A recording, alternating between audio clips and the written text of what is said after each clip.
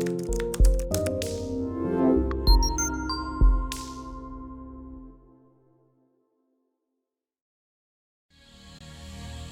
a fucking loser. You live in your mom's basement. You probably have a 2-inch cock. You sound like a white guy. Congratulations. For what? You said you got a girlfriend. You're probably a virgin. So that's a no for Netflix and chill? Fuck you. So I'm curious. Tell me about your show. What do you talk about? I talk about how women ain't shit. Oh. What's up, guys? It's your man, Donovan Sharpe, and welcome to the 562nd edition of TSR Live, your daily dose of red pill truth, wisdom, and awareness. We are brought to you by my new mini course, How to Master the Basics of Game. I teach you how to overcome approach anxiety, how to pass shit tests, how to text girls efficiently, differentiating between shit tests and disrespect, and much more. If you're back on the dating market for the first time in years, or if you're new to the red pill and need to learn and understand the basics of sexual attraction and game, How to Master the Basics of Game will flat out get it done. Go to donovansharpe.com/courses or go to patreon.com/donovansharpe to get your hands on this life-changing course. If you already have the entire course, if you already have the course How to Master the Game, you do not need it because How to Master the Basics of Game is included. How to Master the Basics of Game is absolutely included. We are streaming live to YouTube, Twitter, Twitch, VK, and OK.ru. So however you're watching, wherever you're watching from, thank you for making the Sharpe Reality Live a part of your daily routine. It is Wednesday, February 26th, 2020. It is good to have you guys in today. I had the best bowling night of the season last night. I shot a 190, a 233, and a 220, which gave me a 643 series, which is an average of 214 last night. The first two frames of the very first game, I shot splits. Didn't pick them up open frames, but I more than recovered, and I ended up having an unbelievable night on the lanes. So my new 16-pound ball is most definitely making a huge difference. And if I keep this up, I will raise my average to a 190 in no time. So I'm very, very excited about that. Okay, let's get right to it. A long time ago, a hardworking Mexican man who immigrated to the United States came to the United States, worked his ass off, and he opened up a small convenience store in Southern California, East LA to be exact. He was extremely hardworking, and he had owned this small shop for decades. He was a staple in the community and well respected by everyone. Now, he was in his early 60s, and he was looking to retire soon. So he brought his son on board to teach him the ins and outs of running his business so that he could make a smooth transition when he retires in a few years. Now, his son was very sharp. His son was a lot like him. His son was very sharp, very smart, very perceptive individual, extremely perceptive, paid attention to detail. So this was going to be a natural fit.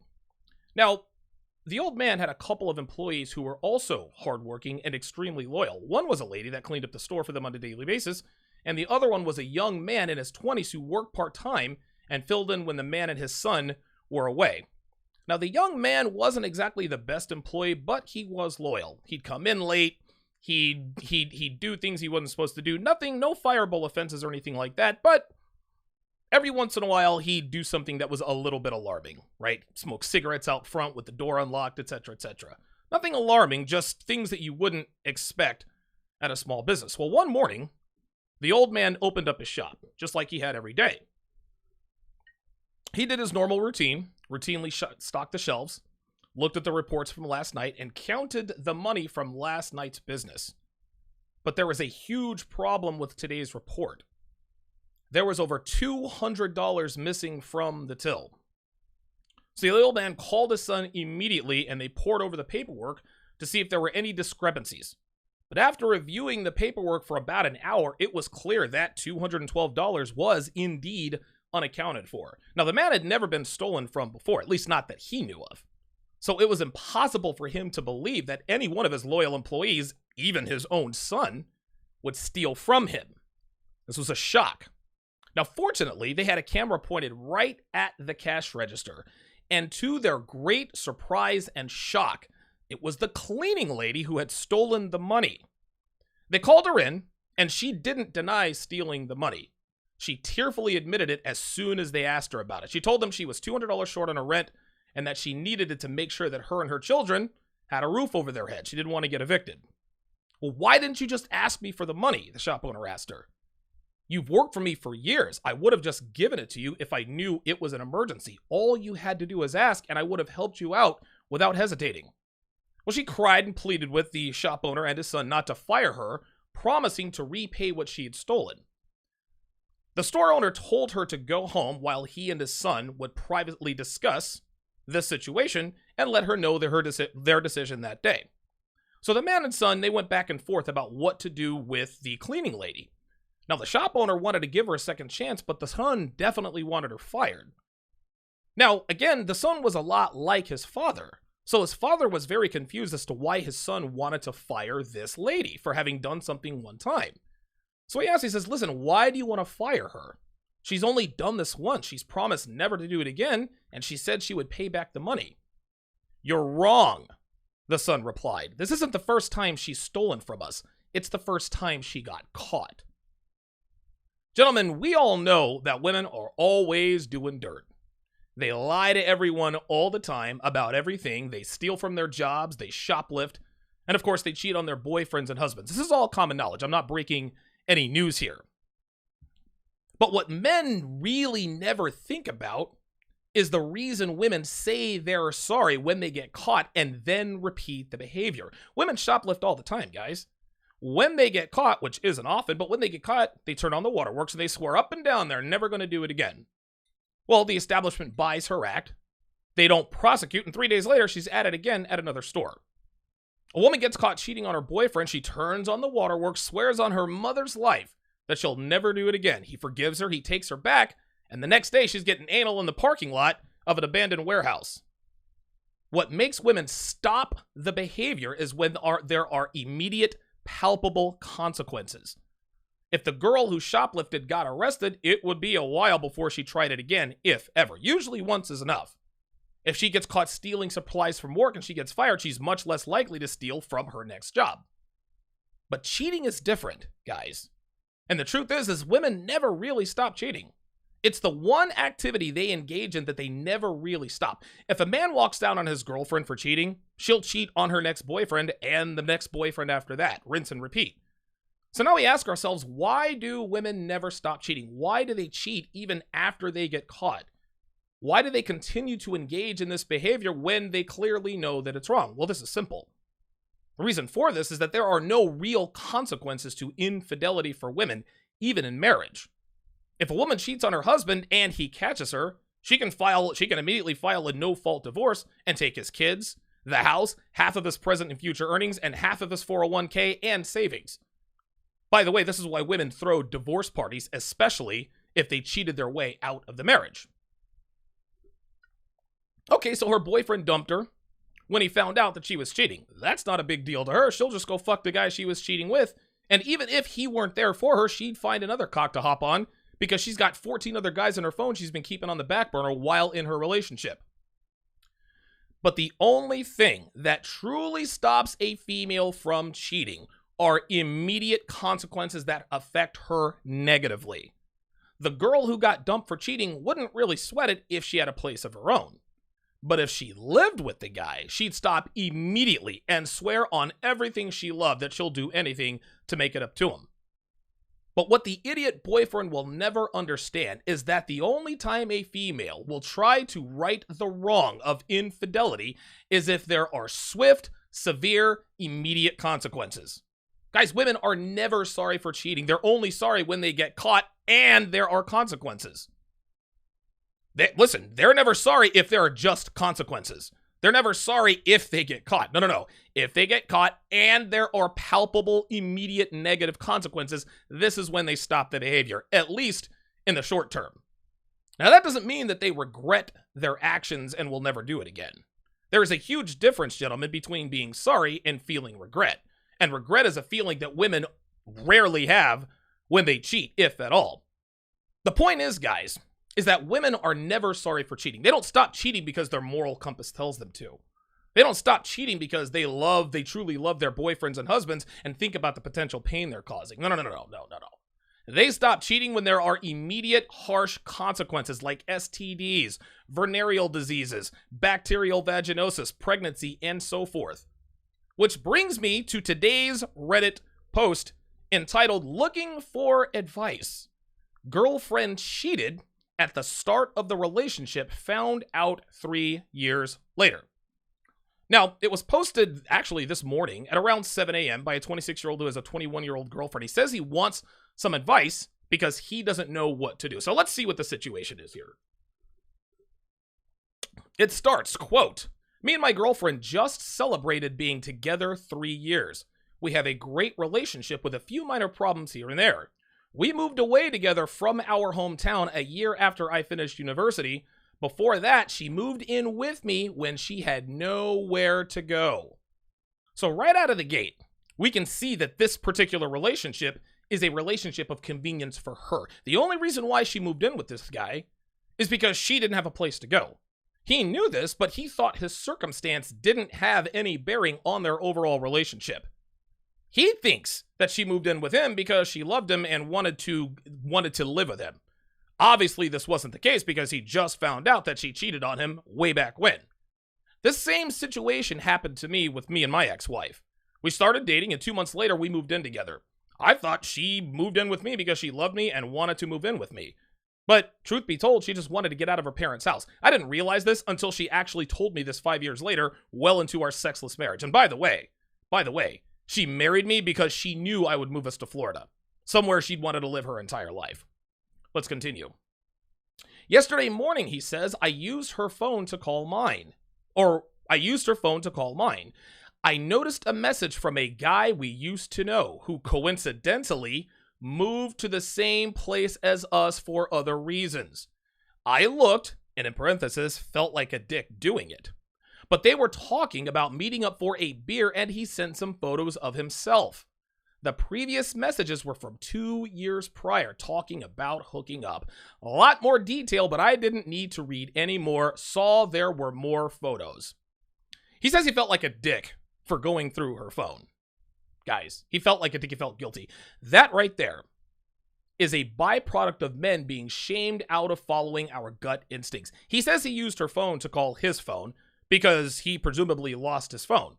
But I can guarantee you that's not why. That's not why he did it. Oh, no. He told us that he called his phone, presumably because it's lost, so he wouldn't get the whole, well, you're going through her phone, you insecure loser. He didn't want to get that in the comments.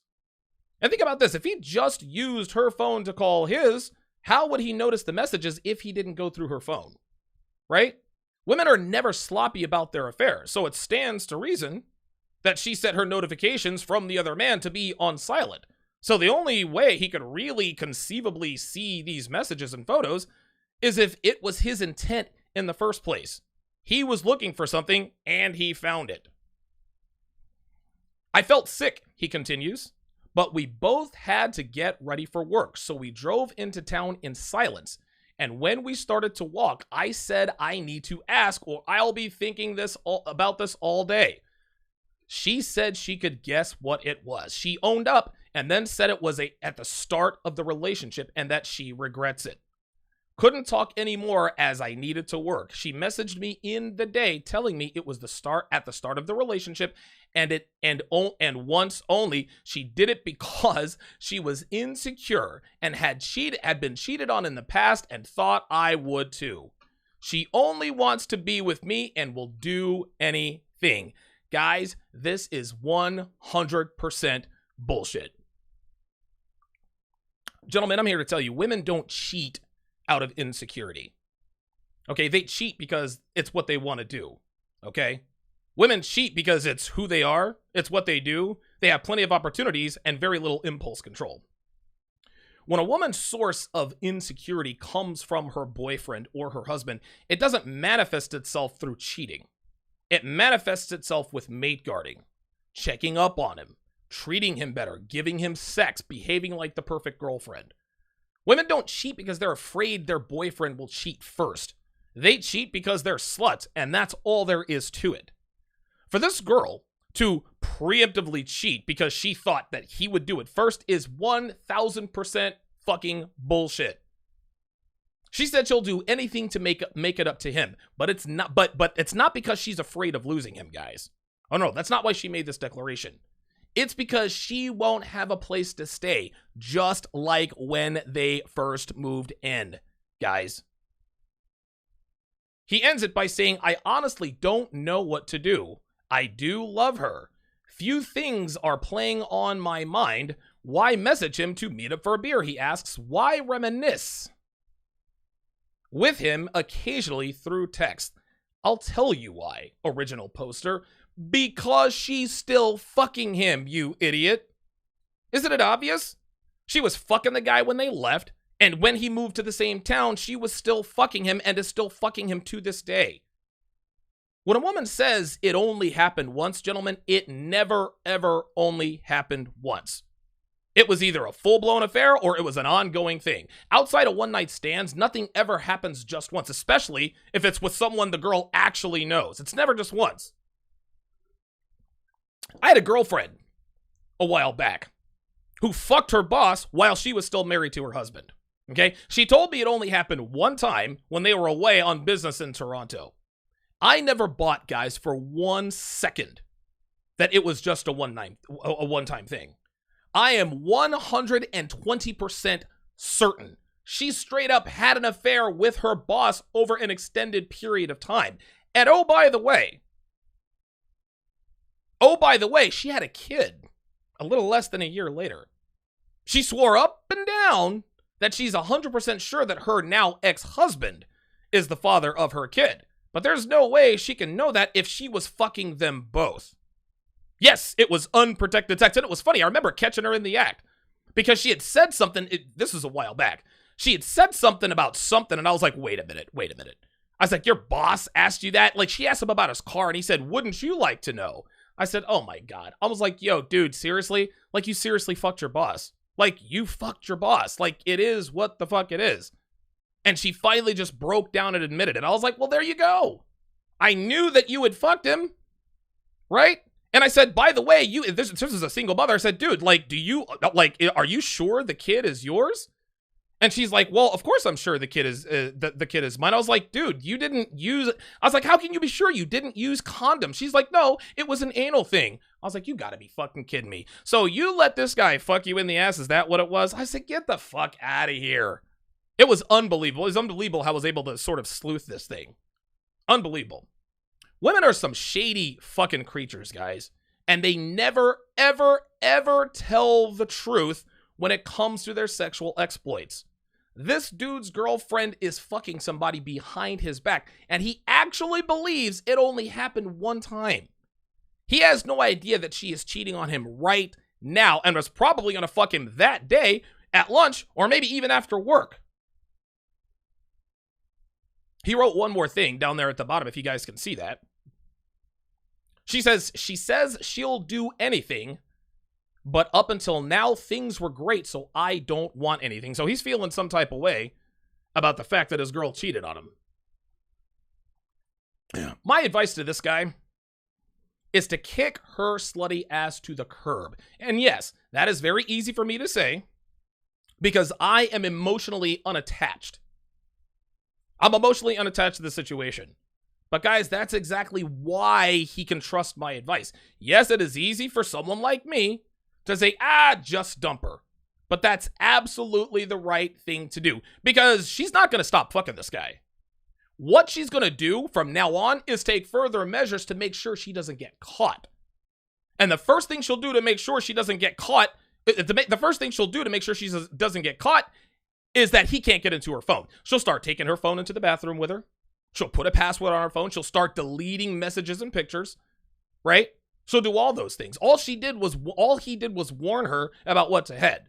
When she says, I'll do anything, what she means is I'll do anything to make sure you don't catch me cheating again. All right, let us take a look at the chat. I'm going to go ahead. And open up the phone lines. Give me 1 second here. I'm gonna move the phone lines up.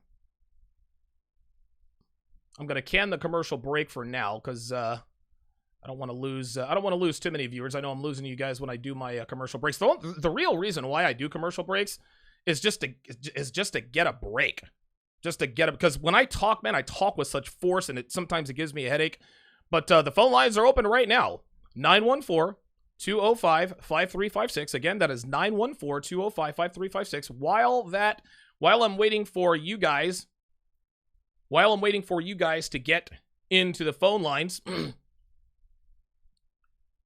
Let's see here. Okay, yeah, the phone lines are open. Now, if you guys would like to get your hands on my premium content, become a patron.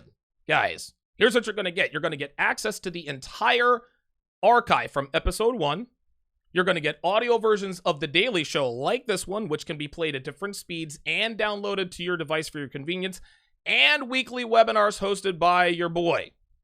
You will also get access to exclusive videos for patrons only, like how to reduce flaking, a red pill Valentine's Day, and why working for yourself isn't all it's cracked up to be. A couple days ago, I released a video called How I Safely and Effectively Increase the Size of My Dick and Continue to Do So Even to This Day.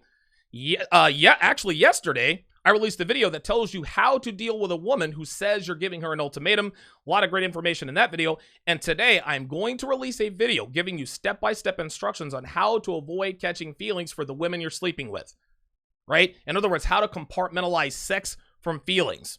A lot of good information in that one. So go to go to patreon.com/DonovanSharpe to get access to this unbelievable content. All right. Let us go to the phone lines. Let's go to area code 252. Area code 252, you're on Live with Donovan. What's your name and location? Hey, Donovan, it's Kitchen in Raleigh. Kitchen in Raleigh, how you doing, man? I remember talking to you before. How you doing, man? Dude, yeah, I'm doing good, man. I'm off today watching the stream, dude. Always good stuff, dude. Good, great. Thank you. And I got something to add when it comes to the cheating. Okay, what you got? Thing from women. Yeah, I've only been cheated on once. I mean, that I know about, because I've only been in maybe like 3 long-term relationships my entire life. Mm-hmm. And one thing I noticed is, like, about a week after me and this girl broke up, after dating like a year and a half, she says, "Hey, we got to talk." So we meet somewhere for like just ice cream, something casual. She says, "Hey," I'm thinking like maybe she's like pregnant or something. She goes, "No, I just got tested and I came up positive for chlamydia." And I'm like, wow. And she tried to like, basically, she's like, she's like, wink, wink, "I'm not accusing you of anything, Ryan, but I'm not accusing you or anything," but I could tell that she was like putting it on me. And I was like, I didn't cheat on her, but I was like, maybe I got it. Like, she had me believing that I did something. So anyway, I go get tested, come back clean as a whistle. And right then and there, I knew I was like, this, not only a dirty bitch, but gonna put it on me. Ay, ay, ay. I just want your thoughts on that, dude. So let me get this straight. So the bitch catches an STD, right? Or she thinks she catches an STD, and she tries to put it on you. Your test comes back clean. What was her test clean, or did she have anything? No, she said she had chlamydia, and that's why we were talking. She was like, "I just think that you ought to know." And like, I'm not saying that you did it or anything. Oh, but you like, know right then. As soon as she says, "I'm not saying I think you did it," that means she cheated on you. She had unprotected sex with a dude who had fucking chlamydia, man. Unbelievable. Oh, yeah. My God, dude. Yeah, oh dude. God. One thing that I will tell you. Throw that out there, dude. Yeah, listen, you're 100% right. And thanks for the call, Kitchen. Kitchen in Raleigh points out something I always say. This is something I have been on this soapbox from the very beginning. When women cheat, they never use protection. Ever. Women who have sex with other men outside of their relationship don't use condoms. Women who have affairs let their paramours hit it raw.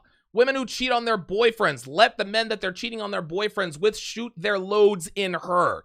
Even the single mother I was dating who fucked her boss, she can't say for 100% sure that kid is his, right? Every time if you ever find out that your woman cheated on you or fucked somebody outside of your relationship, there is never a condom in use. I don't know why this is. Maybe it's the alpha seed beta need. I don't know. But I do, and listen, I've been on both sides of the spectrum. I have fucked other girls I knew had boyfriends, never wanted me to use condoms. Now, every once in a while, I would have to be like, all right, I'm going to put on a fucking condom. This fucking bitch, this bitch is skeevy. But dude, anytime I knew a girl had a relationship, if I knew that she had a husband or she had a boyfriend or whatever the case may be, never, ever, ever required me to use condoms. When a woman cheats, she always lets the guy she's cheating with hit it raw. Do not get it twisted, man. Do not get it twisted. And this is why paternity fraud is on the rise. This is why guys like Kitchen, his girlfriend says, well, listen, I'm not saying it was you, but I've got chlamydia. Really? How did you get chlamydia? Yeah, fucking dudes without a condom. Area code 405-515-204-215. All you guys, I'm going to get to you in just a second. I'm going to shout out my super chatters here. Luis Colon with the $2 super chat says women always have options, but we are the gift. Yeah, that's very true. Very, very true. Brown B-Man with the $20 super chat. Appreciate that $20 super chat. Says, hey, man, being a 40-year-old man, I can relate to everything you say. I didn't want to hear the truth at first, but I had to hear it, and I respect the way you don't filter the truth because that's how I needed to hear it. Thanks, man. Yeah. Hey, listen, man, the red pill is a very, very tough pill to swallow, to be sure. There is no question about that. The red pill is tough to swallow, but that's the only way that you can really take the red pill. Shout out to Tom Brokaw, a member of TSR Towers. Colonel Sanders, the 16, says cheaters don't change. Absolutely. Bramblebush is in the house. Sharpe Assist is in the house. Will S. Genic L'Italians is perfect timing. Very good. New York's Ninth Wonder. Afternoon, my friend. Cameron Barton says if she was truly secure, she would have behaved better, not worse. Exactly. I cheated because I was insecure. Get the fuck out of here with that nonsense. Get the hell out of here with that. I cheated because I was insecure and I didn't want you to cheat first. I'm having some trouble here below the belt. Here, let me make some adjustments there. There we are. Had to make some in-show adjustments there. My you-know-whats were getting a little bit tied up there. Charles Merchant is in the house. I thought I saw him in here. Jonathan from Modern Life Dating is in the house. He says, Donovan, that skin is looking like it's ready for a Dove commercial. Yes. Yes, gentlemen, my skin has absolutely cleared up. All right, let us go back to the phone lines. 914-205-5356. Let's go to area code 405. What is your name? Where are you calling from? Hey, my name is Mark. I'm from OKC, Oklahoma City. Mark in OKC. How you doing, Mark? What's on your mind? Oh, pretty good. Love your show, Donovan. I just wanted to ask you about, this story that you talked about. Okay. I believe that women kind of opportunistically cheat, similar to men. And so what's your take on men who opportunistically cheat or step out and have an affair? Because I think even for high-value men that are in a good place, they, if something good comes along and there's no strings attached, is there anything wrong with that? Now, when you say opportunistically cheat, what exactly do you mean? Give me a couple of examples of opportunistically cheating, like cheating if you have the chance to cheat. Yeah, if you go out to a conference or if you meet someone that's single that doesn't really know your status, or just sure. You need someone that like a stranger. Yeah, that's someone that you won't be able to see again. Well, again, you have to understand, Mark, and I'm sure you probably understand this, is that men and women cheat for very different reasons. We as men, when we cheat for sex and sex alone. We're not cheating because we're emotionally stunted. We don't cheat because we have a connection with a woman. We see a woman, we want to fuck that woman, and we fuck that woman. That's how that goes. When a man cheats on his wife or his girlfriend or his woman or whatever the case may be, that doesn't mean that he doesn't still love his wife or girlfriend. When a woman cheats on her husband or boyfriend, it's over with. Like, that's it. Like, there are no ifs, ands, or buts about it. If you find out that your woman stepped out on you, you're out. And again, I'm not one to cite facts and studies, but just throughout my life, it seems it would appear that many more women take back their cheating husbands and have a good, fruitful relationship than the opposite. Men very rarely take back their cheating wives, and if they do, it's always a train wreck. Because women know that men cheat for different reasons than they do. Men know that if a woman cheats, that's it, it's over. Women know that if a man cheats, okay, he had a moment of weakness, maybe I got fat. he's a high value guy. I know other women are going to fuck him, et cetera, et cetera, et cetera. So that's the difference between male and female cheating. That being said, is there anything wrong with opportunistically cheating? I don't want to label it. Cheating is cheating. Women get more opportunities to cheat than men. It is far, and to be honest with you, it's far more risky for a man to take advantages of opportunities to cheat that happen in the workplace, at conferences because of #MeToo, false rape accusations. Women can throw they can throw IOIs, indicators of interest, all the time, and however many fish that she catches in her net, it is what it is. So that would be my answer to that question. Okay. So do you feel like it's a bad long-term strategy for men to even if the opportunity is, very, very low risk, it's still too much of a risk to take a risk? No, of course not. No. I actually have a I don't think it's in my course, but I did like the 10 side chick commandments, which is basically the 10 commandments of cheating, right? Number one, and I'm not going to go through all the commandments, but if you are going to step out on your woman, there are a few rules that you need to follow to make sure that you don't get caught and have your marriage turned upside down. Number one, don't fuck her in the same city that you live in, right? Dude, you might see somebody she knows and vice versa. Dude, fuck her a town or two over. Number two, wrap your junk. You don't want to be passing STDs to your wife or girlfriend. You definitely don't want to be getting other girls pregnant, because that affects your bottom line and your wife's bottom line. And of course, this is the third commandment I'll go over, is don't get caught. Again, and most women, this is the thing, Mark. What a lot of men don't understand is that most women who are with men they know could cheat, know that they probably are cheating or probably could cheat. They just don't want it in their face, right? Like most women who really understand what's going on, in her mind, she's thinking, okay, as long as he doesn't fuck her here at our place and in our bed, as long as he doesn't catch any STDs, as long as he uses protection and doesn't get her pregnant, then I'm good with it. If I don't see it, smell it, taste it, hear about it, whatever, I'm good. I'm not gonna raise a bunch of Cain about it. I'm just, as long as I don't know about it, I'm okay with that. So in a woman's mind, it is literally out of sight, out of mind. I'll give you the last word, Mark. Yeah, I just really appreciate your content, and thanks for everything you do. All right, thanks for the call, Mark in OKC. Yeah, good question by Mark. Obviously, now it's much more risky for men to pursue cheating than it is for women to pursue cheating, because women don't really have to pursue cheating. They have opportunities all over the place.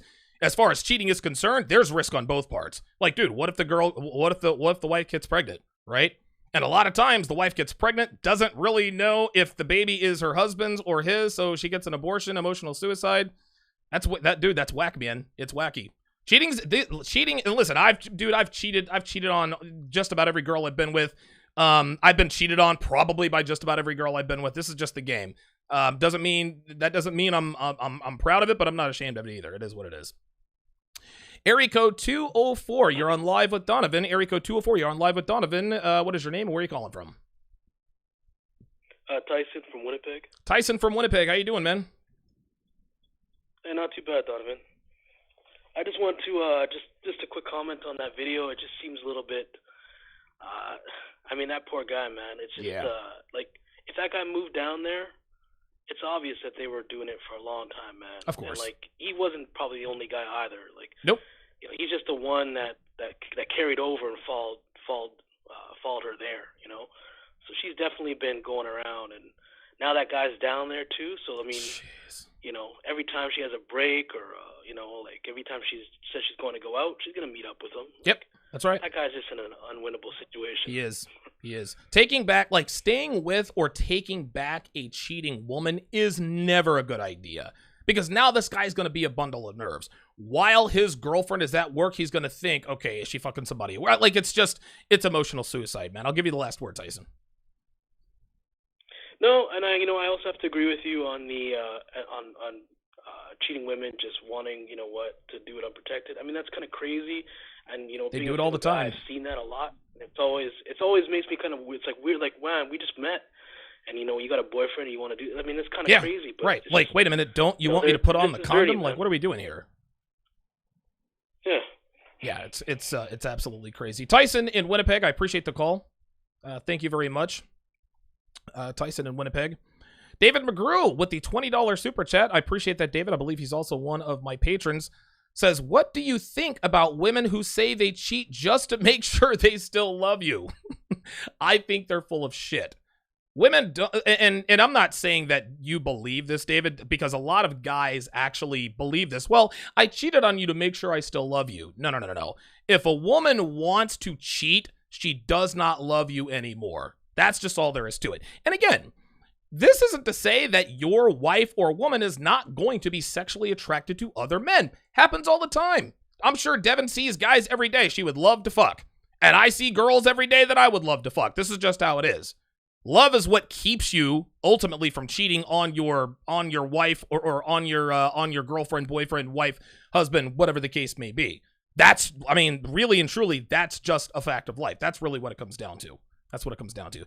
Zachariah Williams with the $2 super chat says, I don't need a red pill because it's both sides. Not really sure what that means. Andy put an exclamation point. I think Zachariah Williams, what he is trying to say is that men do it too. Men cheat on their wife too. Zachariah Williams says, I'm going to skip the red and take the black pill. All right, well, you do that. Thanks for the $2 super chat. Area code 215. Area code 215, you're on live with Donovan. What's your name? Where are you calling from?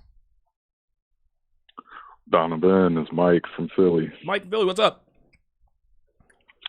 Yeah, I just wanted to talk about that video. I was in a similar situation, but I was the guy that the woman was cheating with. And the way I found out was pretty funny. I met this girl at a bookstore. I was picking up a book that I pre-ordered. And first date I set up, it went well. Okay. Then I was trying to set up a second date, but thanks to red pill awareness, I had like this sixth sense just going on in my mind, like something's not right. Right. So as I'm trying to set up a second date, I threw her a Hail Mary like comment as we was texting. Mm-hmm. Now she was a fast texter, so this is why I caught her off guard. I was like, I want to check out this festival that has good food. Have your boyfriend like send some money for the both of us, and it should be fine. She was like, okay, but she caught herself. She was like, oh wait, how did you know I had a boyfriend? Oh, now, wow. In my mind, I'm like, I didn't know she had a boyfriend. Sure. I just wanted to see if she'll admit it. But and I she caught her fucking did slipping. it. So for the fellas out there, do not believe women when they say they are single. They either have a boyfriend or they have men that they are talking to. That's right. That's all I wanted to say. Excellent. Thanks for the call, Mike and Philly. Yeah, listen, women are never not fucking, right? A woman is never really single. She's either married, she has a boyfriend, or she's fucking somebody. And if she's fucking somebody, she's fucking somebodies, as in plural. Very good call by Mike and Philly. Yeah, women are never not having sex with somebody. They're always having sex with somebody. 850. Let's go to area code 850. 850, you're on live with Donovan. What's your name? Where are you calling from? Hey, what's up, Donovan? It's Chris in Wichita. Hey, what's up, Chris? How you doing, man? I'm doing good, man. I'm doing good. Now, I just want to start by saying, you guys like you, AMS, and you guys are doing the Lord's work, man. I really appreciate what you guys do. Thank you. I appreciate that. Yeah. I just wanted to add something, too. I got a comment. I got a story. Okay. I had a girlfriend for a little bit. We dated for about almost 2 years. And, towards the end of the relationship, I caught her on Tinder. So as soon as I saw that, I got her the hell up out of there. I told her to leave, get out. And interestingly enough, I told my family kind of what happened, how the relationship ended. And they were shocked. They were like, really? Like, they were asking me questions like, well, how did you know? And, well, you're going to give her another chance. And I said, hell no, I'm not going to give her another chance. Get the fuck out of here. Yeah, and I think my family is very blue-pilled. So what I was trying to get them to understand was, like, look, guys, I treated her well. I gave her my non-sexual attention. I took her out on dates. Yep. Whenever she had a problem, she came and talked to me. And what I was trying to get them to understand is, like, look, like, I did this for her. And in return, she gives me, sexual exclusivity right, and unlimited sexual access. So seems to make sense, right? If I'm doing all this for her and I'm not doing this for other women, and yet, my girlfriend is fucking other guys, well, what the hell am I doing? Like, Right. what am I getting out of this deal then? Right. Like, these guys aren't doing that for you, and you're still fucking them. Right. Yet I'm still taking you to the movies. Right. Like, what the fuck is this? Like, they're no, paying no. less. In other words, they're So, paying less. They're not having to invest in much in her as they're investing in her, right? Like, all they're doing is just fucking her and chucking her, and she goes and has sex with them, but you're taking her to the movies, listening to her problems, et cetera, et cetera. Yeah, exactly. And here's the funny thing too. I'll close with this. Okay. So once my it was my stepdad. Okay. Once he kind of asked me, well, what are you gonna do? What if she comes back? And I basically said, like, look, like, if she comes back, and she has, I'm gonna tell her, like, look, I'm never gonna give you my commitment again. But if you want to hook up every now and then, we can look into that. Yeah. Right. Exactly. And his reaction was priceless. He was like, well, why would you deal with her then? I'm like, well, I don't want to deal with her, but if she comes back, if she wants to give up the easy ass, why not? Like, listen, I'm not giving you anything non-sexual. I'll give you the D, right? Any girl can get the D. You're just any girl right now. I mean, there's no harm in that at all. Thanks for the call, Chris in Wichita. Yeah, it is, a lot of times that does happen. I actually had a consultation client who walked out on his girlfriend, and he was like, well, listen, I want to make her a fuck buddy. I said, are you sure? He said, yeah. I said, listen, if you're going to make her a fuck buddy, if you're just going to use her for casual sex, you need to make sure that feelings are not involved. He says, well, there are definitely still feelings involved, but I think I can handle it. I said, okay. Dude, we twisted this girl's mind. She was doing whatever he wanted. That was 3 weeks ago. He has since moved in with this girl, and surprise, surprise, she's right back to being the bitchy, neurotic female she was before he called me. So we'll see how that plays out. Big thanks goes out to Tim Tylo, or Tim Talo. He has certainly donated before with the enormous $250 super chat. Tim Talo with the enormous $250 super chat says, hey man, keep educating. Red Pill is stemming the tide and keeping men safe while forcing women to be held accountable. Holy shit, man. Unbelievable. Tim Taylor with the $250 super chat. Yes, Charles Merchant says this show is brought to you by Tim. Yes, TSR Live is brought to you by Tim Tylo. As a matter of fact, I'm gonna do Tim Taylor a solid. We're gonna do a rejoin.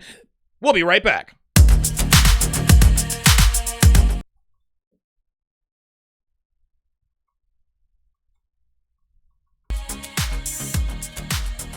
Welcome back to the show, guys. Thanks for sticking around. TSR Live is brought to you by Tim Taylor.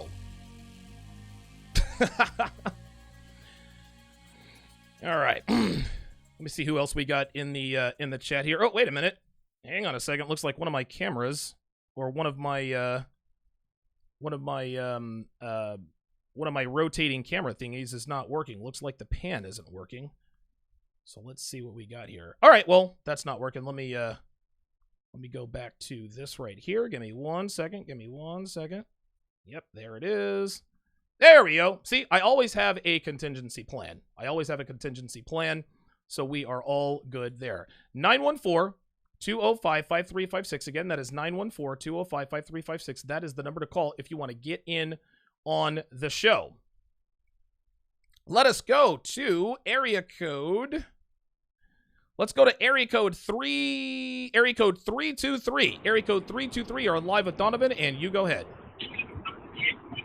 Hey, Donovan. What's up, brother? Hello. Yes. Oh, hey, this is DJ from LA. What's up, DJ in LA? I got a two-part question. I'll make it really quick. Give you my background. So I'm 27, and I'm kind of falling on hard times. Moved back in with my parents. Got out of shape. But there's this chick that I used to hit when I was like 22, 23, and we kind of just got back in, contacting each other. Right. I've kicked it with her twice. First time I kicked it with her, she was, I used to go to her house all the time, go to her spot, and, she has a son. Right. That's what I should tell you. She has a son. And, first time I kicked it with her, she let me know she's kind of falling off. I'll kind of falling off. I'm like, hey, I guess we both fall off. We could just get back to yeah. It is so what basically, it is. She's back with her baby daddy. Of course. And when I was kicking at her house, she had me on the porch. She wouldn't let me come in the house. I look over my shoulder. God. Her baby daddy's asleep on the couch. Unbelievable, man. I'm like, your baby daddy's on the couch. I didn't say nothing. But the thing is, the question is, she's never gonna let me hit. She's been flirting with me. She hits me up when she's horny, and every time I'm like, okay, well, I'm gonna pull up, and let's go get a room. She just goes on radio silence, and she hits me up every 6 months. Mm-hmm. And when the conversation comes to sex, she's just going to radio silence. Okay. So I mean, I know I need to cut my losses, but the question is, how do I do it? I mean, how would you do it? Well, just stop talking to her, bruh. Right? And let me ask. Let me answer. No, hold on. Let me answer a question that you probably should be asking. Why is it that she hits me up when I'm horny, but when it comes to sex, she doesn't let me smash? Right? Like, have you wondered why? Like, have you ever stopped to think to yourself, well, why is it that she calls me up and gives me the impression that she wants to fuck, but when it comes time to fuck, we don't fuck? I mean, I figured it's just that she's not getting it from her dude. No, that's not. No. That's absolutely not what it is. No. That's not what this is. You got to check out my video, 7 Reasons Why Your Ex Texts You Out of the Blue. And, dude, so many girls do this, and here's what they do. Girls don't value sex, and the reason why they don't value sex, DJ, is because they can get sex anytime they want, right? They can get sexual attention anytime they want. Yeah. What they really want is desire. What they really want is non-sexual attention. Girls will throw out their, quote, sexual attention to try to get validation from you. They don't want to fuck you, DJ. She just wants to know that you want to fuck her. And as soon as she knows that you want to fuck her, then that's all she really needs from you. Okay, I'm still sexually attractive. He wants to fuck me. Now I don't want to have anything to do with me. Now I don't want him to have anything to do with me anymore, right? Just because a girl acts like she wants to fuck you doesn't mean she wants to fuck you. She wants to know that you want to fuck her. Even, dude, you could be the most unattractive dude in the world. Women love validation from any source. It doesn't matter if it's from a fat guy, an ugly guy, a short guy, a bald guy. Validation for her, it's all the same currency. The sex is what she's discriminate about, right? So in terms of attention, women are never discriminate about the men they receive attention from. They are obviously very discriminate about the men they receive sex from. I'll give you the last word. Yeah. I mean, because I absolutely agree. Because I mean, it's just like she used to wipe the sweat off my head when we were getting it on. I mean, she did whatever I wanted to do, and now it's it's playing games. No, hold on now. She's not playing. No, hold on, DJ. She's not playing games with you, dude. She's not playing games. She didn't want to fuck you, bruh. Like, that's what this is. Like, like a lot of guys say, well, she's giving me mixed signals. No, she's not giving you mixed signals. When you want to fuck, she doesn't want to fuck. So she is telling you exactly what the deal is. Listen, I'm only going to use you for your non-sexual attention. But when it comes time for us to fuck, I'm going to use my baby daddy, right? So baby daddy is alpha fucks. You're the beta bucks. You're the guy she talks to when she's not feeling so hot. You're the guy she talks to when she needs that validation. That's what this is. You want to know how to eliminate yourself from the situation? Fucking stop talking to her, bruh. Like, dude, she's a single mother. She's fucking her baby daddy. There is absolutely no reason you... Wait, just to be certain, and you can be honest with me, because I understand how these things go. Do you have feelings for this hoe? No, it's a shock to go from, like, being the alpha to being a guy that's being put in a beta position. Yeah, listen, man. Hey, listen, it happens, man. Like, dude, I've been an alpha to a girl before. I've been an alpha to a girl before, and then was the guy who moved to the beta position, and I'm Donovan fucking Sharpe. It happens to everybody. Get the fuck up out of there, man. There's no reason for you to continue talking to her, DJ. You need to cut her ass off. Thanks for the call, DJ in LA. Yeah, man. Like, she had him on the porch and had the baby daddy there. Dude, I swear to God, man, girls are fucking grimy as hell, dude. And I just got done saying, well, girls aren't usually this sloppy or messy with their relationships. Apparently, they fucking are, dude. Unbelievable, man. Had the baby daddy right there on the fucking porch. Unbelievable, dude. Unfucking real. All right, let's go back to the phone lines. Let's go to area code 252. Area code 252, you're on live with Donovan. What's your name and where are you calling from? This is CJ from Greenville, North Carolina. You're from Greenville, huh? Yep. All right, good stuff. How you doing, CJ? Just got a quick. Sorry, didn't mean to cut you off. Just got a quick little story. Been following you for about a few months or so. Really like your content. Been aware of the red pill for about a year and a half, going on 2 years now. Every day kind of learn something new. But going back to the story, and then I heard the guy Kitchen call from Raleigh. Yeah. And I got a similar story. So like me and my we never dated, but we've been hooking up for like 10 years. Wow. It's kind of automatic. She would call me over all the time. I would call her to my apartment all the time. You know, so we've been hooking up for about 10 years. Okay. So like I said, you know, been real exclusive with each other. Now, about in 2018, like I said, we just been fucking for a long time. So okay.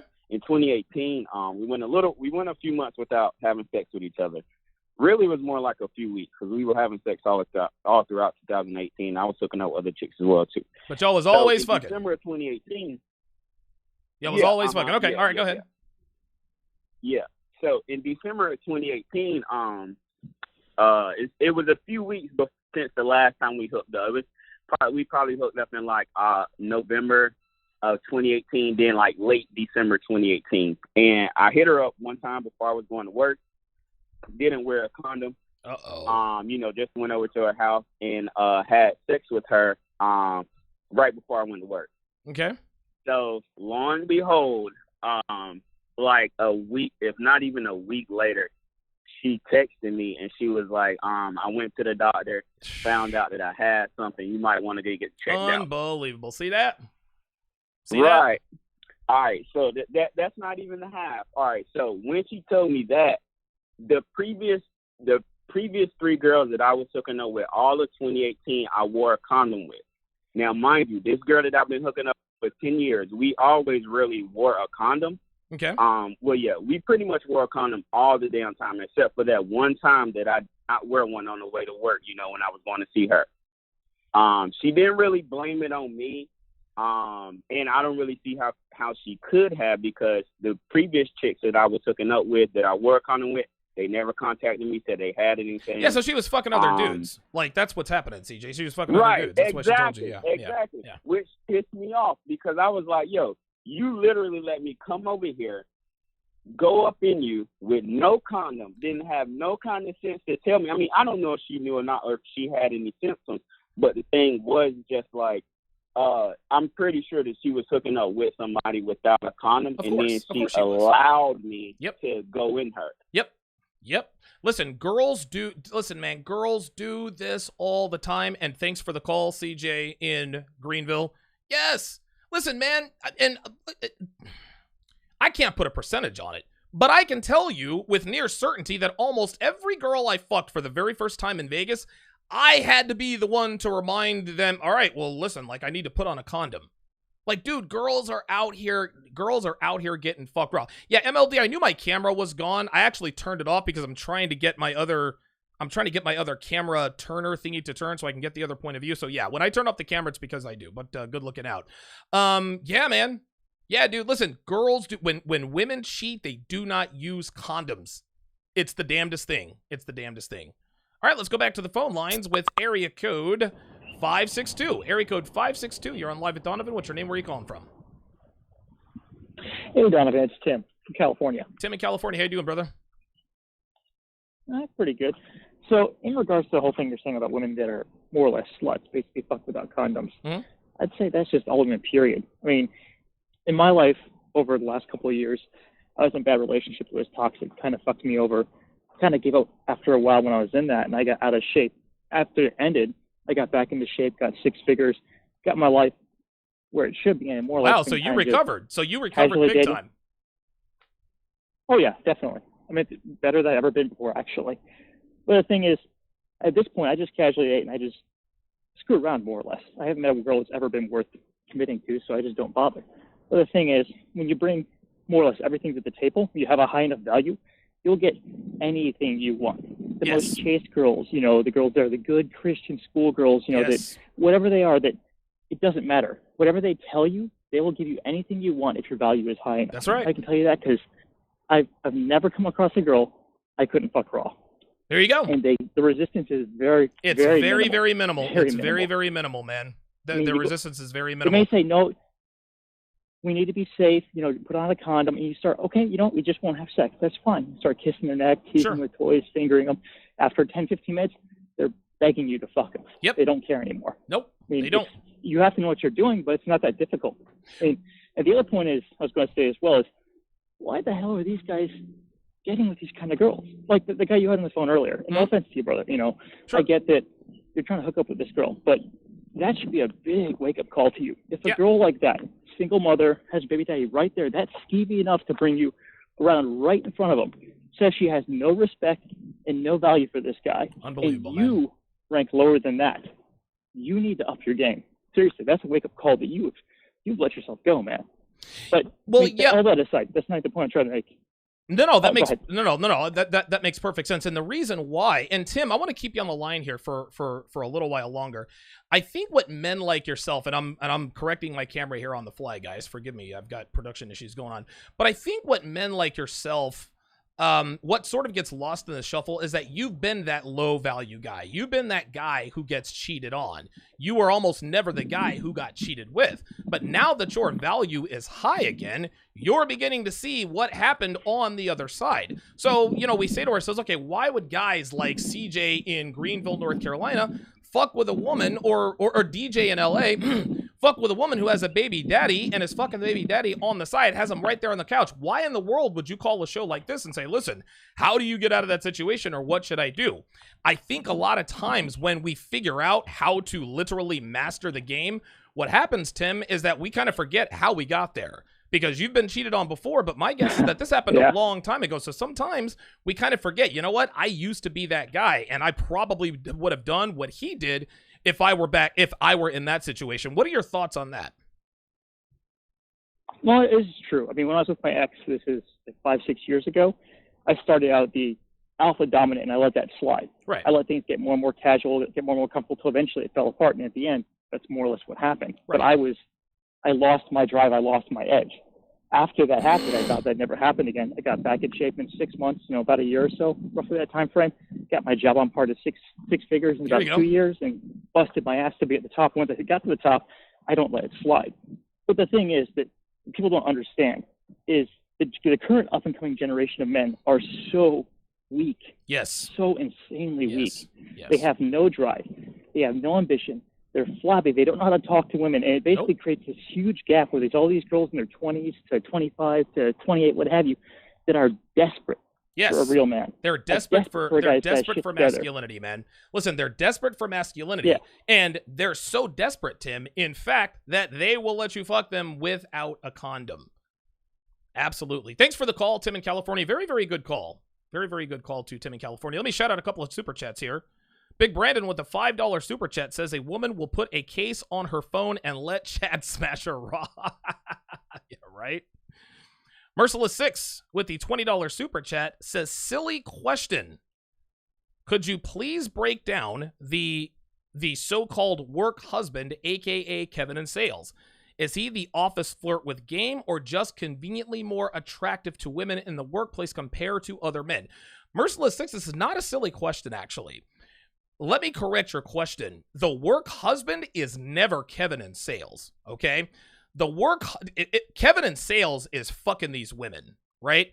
The work husband doesn't usually fuck these women. The work husband is the guy that flirts with one particular woman, right? Kevin in sales flirts with everybody. The work husband, there are many work husbands. There are many work wives. Every man or woman has, if you work in an office or if you work in a place, has one man or one woman that you flirt with. You guys flirt with each other. Maybe you exchange texts. You guys sit with each other at lunch.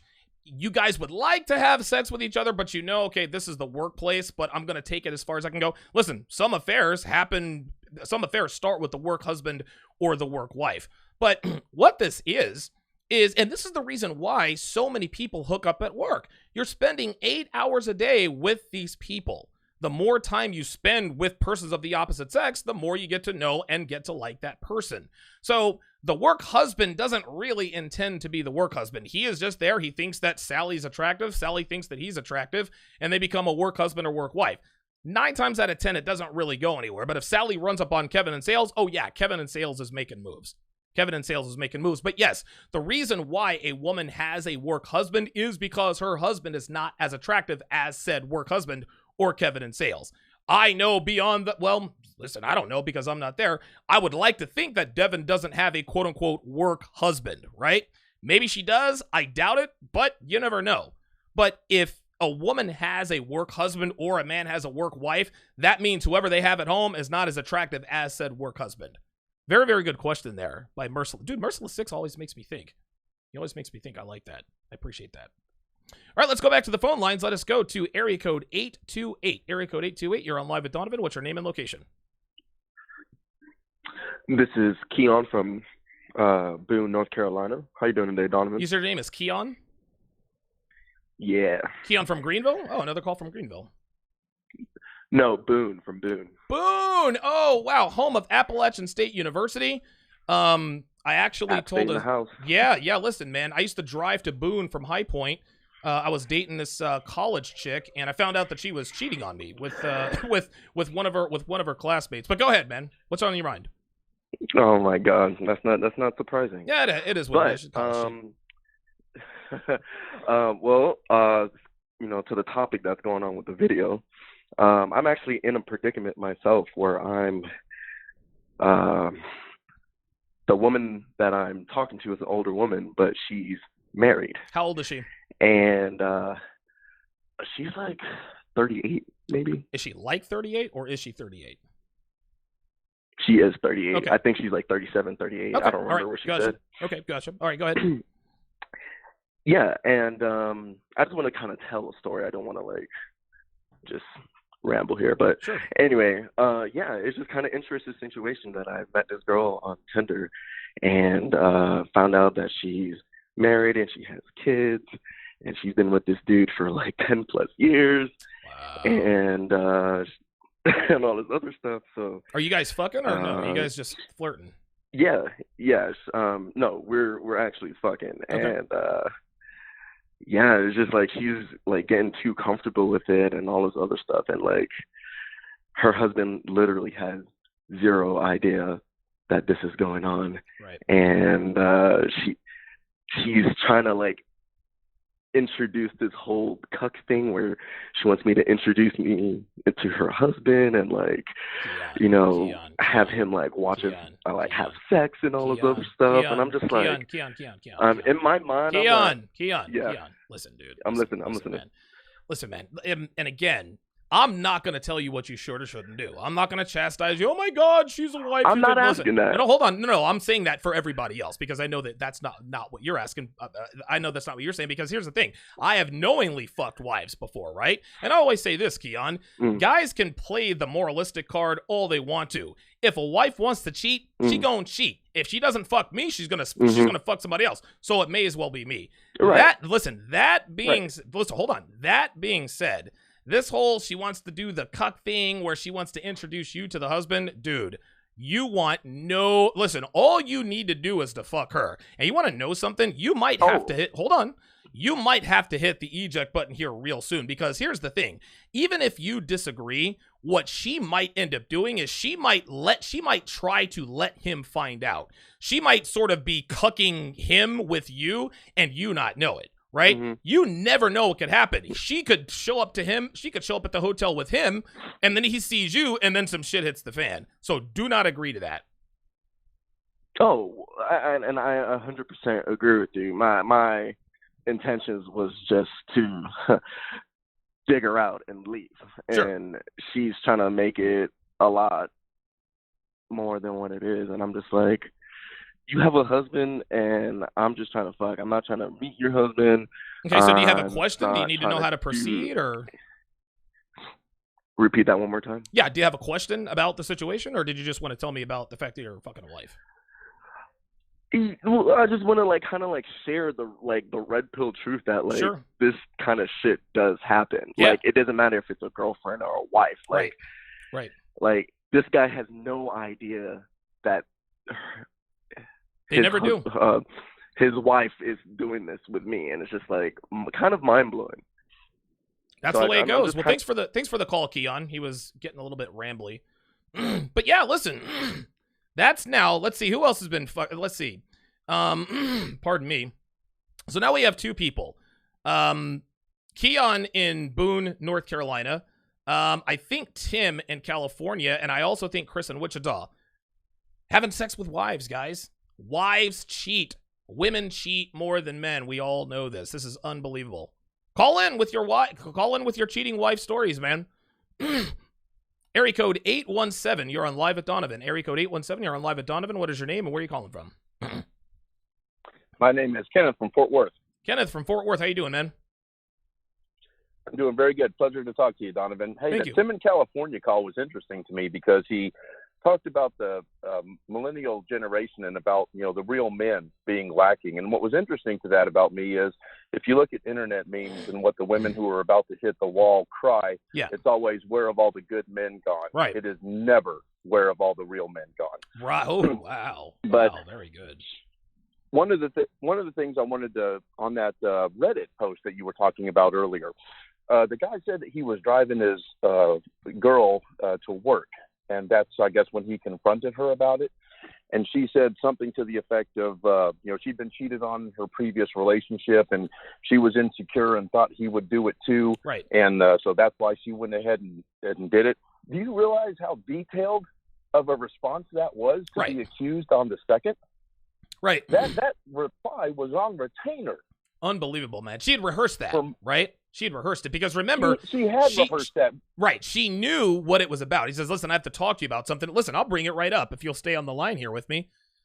Let's see. Listen, if you look at the the fourth paragraph down, she said she could guess what it was. She owned up. So again, Kenneth from Fort Worth, yeah, she knew what it was about. She wanted to beat him to the punch. And I agree with what you're saying. That response, what you just said about that response is perfect. She had that on retainer. Women have canned responses for when they get caught all the time, man. They do. And not only that, but the part about I was afraid that you would be cheating on me, that, and I'm a 50 years old, been married 20. Okay. So I'm not out I'm not out in the game anymore. Sure. I'm just trying to get a little bit of my game back. I understand. By listening to you guys taking the red pill at this point. But what you said about the because I was afraid you would cheat, that is so much of the kind of argumentation you get from being long time married. That's it. She's already trying to set the stage to make it this guy's fault. That's right. I was afraid that you cheat. Listen, if I wasn't afraid that you would cheat, I wouldn't have cheated. But because I was afraid that you would cheat, I cheated. And oh by the way, here's something that you need to understand, Kenneth. I don't know how long you've consumed Red Pill content, and I don't know how long you've watched today's show, but when women feel insecure, when a woman thinks her man is going to cheat, the last thing she's thinking about is cheating on her man. You understand what I'm saying? If a woman really and truly thinks her husband or boyfriend is going to cheat, she doesn't even worry about anybody else. All she is worried about is him. How do I keep him from cheating? What can I do to keep him from cheating? What can I do? What can I say? What can I be? Et cetera, et cetera. So when this woman says, well, I cheated because I was afraid you would cheat, that's 100% bullshit. I'll give you the last word, Kenneth. No, that's it, man. I called in a time ago when you had a Foursquare going on with 3 other content creators. And, I talked about being married for a long time and finding yourself just kind of going beta over a long period of time. And I want to tell you something.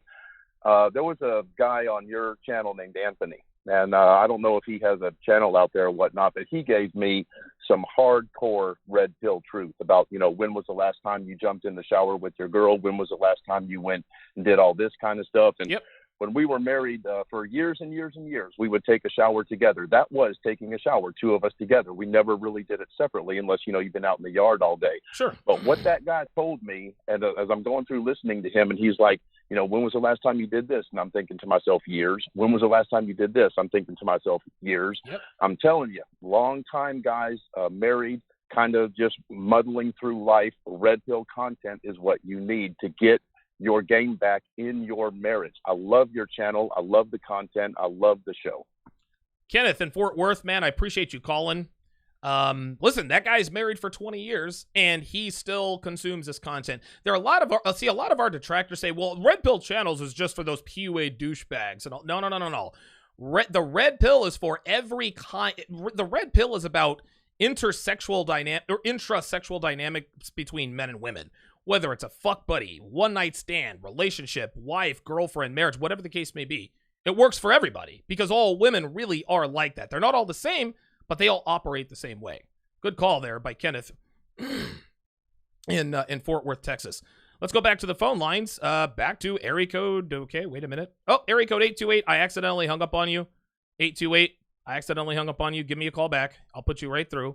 Let's go to area code 650. Area code 650 on Live at Donovan. What's your name and location? What's up, Donovan? This is AJ from San Francisco. AJ in San Fran. What's up, brother?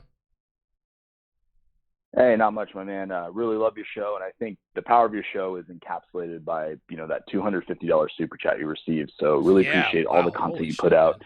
I wanted to give you give a shout out to a previous caller as well as ask you a couple of questions first. Sure. Sure. So shout out to DJ from LA. So I'm AJ from SF and I'm 28, and I know this young man is 27 in LA. He said he's going through some tough times. And I just want to remind him that, one, the LA dating market is tougher than average because of the sexual market value of all the people who live in that area. And plus, man, you're only 27. Your peak is in the future. You just got to stay on your grind in terms of not focusing on women, build yourself up, follow your mission, and then you'll get that high-quality woman later on. Good advice. That you'll hopefully want to land. Indeed. So first question I had was, I was thinking about what you said about girlfriends cheating, not using a condom. Right. And I was thinking in relation to what Rollo Tomasi might explain, biological imperative. Yes. This might be because if she does get pregnant from you, it's going to spring upon the boyfriend. He'll be caught in a tough situation and have to commit to having the baby and committing to her long term. So I'm wondering what you thought of that hypothesis. No, listen, I agree with you 100%. The reason why and girls are always careless about contraception when they are sexually aroused by the man they are having sex with. Because when women cheat on their husbands, the man is absolutely sexually arousing. Otherwise she wouldn't be cheating. But the reason why she's careless with her contraception is because she, in the back of her mind, she wouldn't mind getting pregnant by the alpha. Every woman wants to have the baby of the alpha, right? And I remember one thing that Rollo said that blew my mind, and I agree with this 100%. He said abortion is hypergamy personified. And I was like, yo, because females don't abort the babies of alphas, right? Women, listen, when's the last time an NBA player came forward and said, listen, I knocked up this girl and she had an abortion? NBA players, professional athletes, they have side chicks all over the place. When they get pregnant, they don't abort these children. They do not abort these children, AJ. But if a regular guy like you or me, or if we were beta males, whatever the case may be, if it was some fling or mistake, or if it's with their boyfriend, right? And she wants to get an abortion. When a woman wants to abort your baby, that actually says a lot more about what she thinks of you than the actual kid. Because that baby, that offspring, is a reflection of the both of you. And what she is telling you when she gets that abortion is, listen, I don't want a creation where you are involved. This is why paternity fraud exists. You would think that in order to keep from blowing up, and think about this, we have white women married to white men who cheat with black men all the time. Black man knocks her up, this alpha dude. They almost never get an abortion. The ones that get the abortions are the ones where they know their husband is going to leave them. But so many of these women carry the pregnancy to term and just take a shot in the dark. Hopefully my husband's the father of this kid to keep me out of it. But if they know who the father is and they know that it's the perceived alpha, they do not get abortion. So abortion is hypergamy personified. I'll give you the last word, AJ. Absolutely, my man. It absolutely is a direct rejection of whoever impregnated her. I guess to end it off, I wanted to ask one more question, and it's related to something that John from MLD said on his show yesterday. is that the most important thing to women ultimately in general is their reputation. So I'm wondering if in terms of her wanting to be aware of her man cheating versus it actually happening, is she mostly concerned with not wanting to know because, that's the reality she can accept, even if it's actually happening, as opposed to the consequence of it actually happening, if that makes sense? No, I just want to make sure I'm understanding your question correctly. So a woman's reputation, the reason why she doesn't want it to get out that she's being cheated on is because of her reputation? More so due to her accepting it in her, her psychology that, I'm being cheated on, this affects me, as opposed to, I just don't want to be aware of it, therefore I'm not considering it part of my reputation and what's happening. Dude, listen, this is a very, very good question, and it's sort of a multifaceted answer. Women, when a man cheats on a woman, yes, it hurts. Especially if she loves him. He obviously he's violated her emotionally and this and that and the other, but cheating doesn't really hurt women the same way as it hurts men. When our women cheat on us, dude, that's like a fucking sword to the shiv. But women understand the biological imperative. And like I said to that other call earlier, women understand that when a man cheats, it's just for sex. Now, that doesn't mean that they're going to be okay with it, right? Because if her man steps out on her and she knows if it was strictly sexual, she starts, okay, well, what's wrong with me? Are my tits not big enough? Am I gaining weight? Is he losing attraction to me? Et cetera, et cetera, et cetera. But what it comes down to is that women, when they are with a high value guy, they know that he could cheat. Just like Rolla says, women don't want you to cheat. They like to know that you could, right? So if a woman knows that a man could cheat and thinks that he probably is or will, they'd rather not know about it as long as they know that he could cheat. As far as her reputation is concerned, she definitely doesn't want other people to find out, because especially women, because let's just say that a woman gets cheated on by her husband and everybody knows it.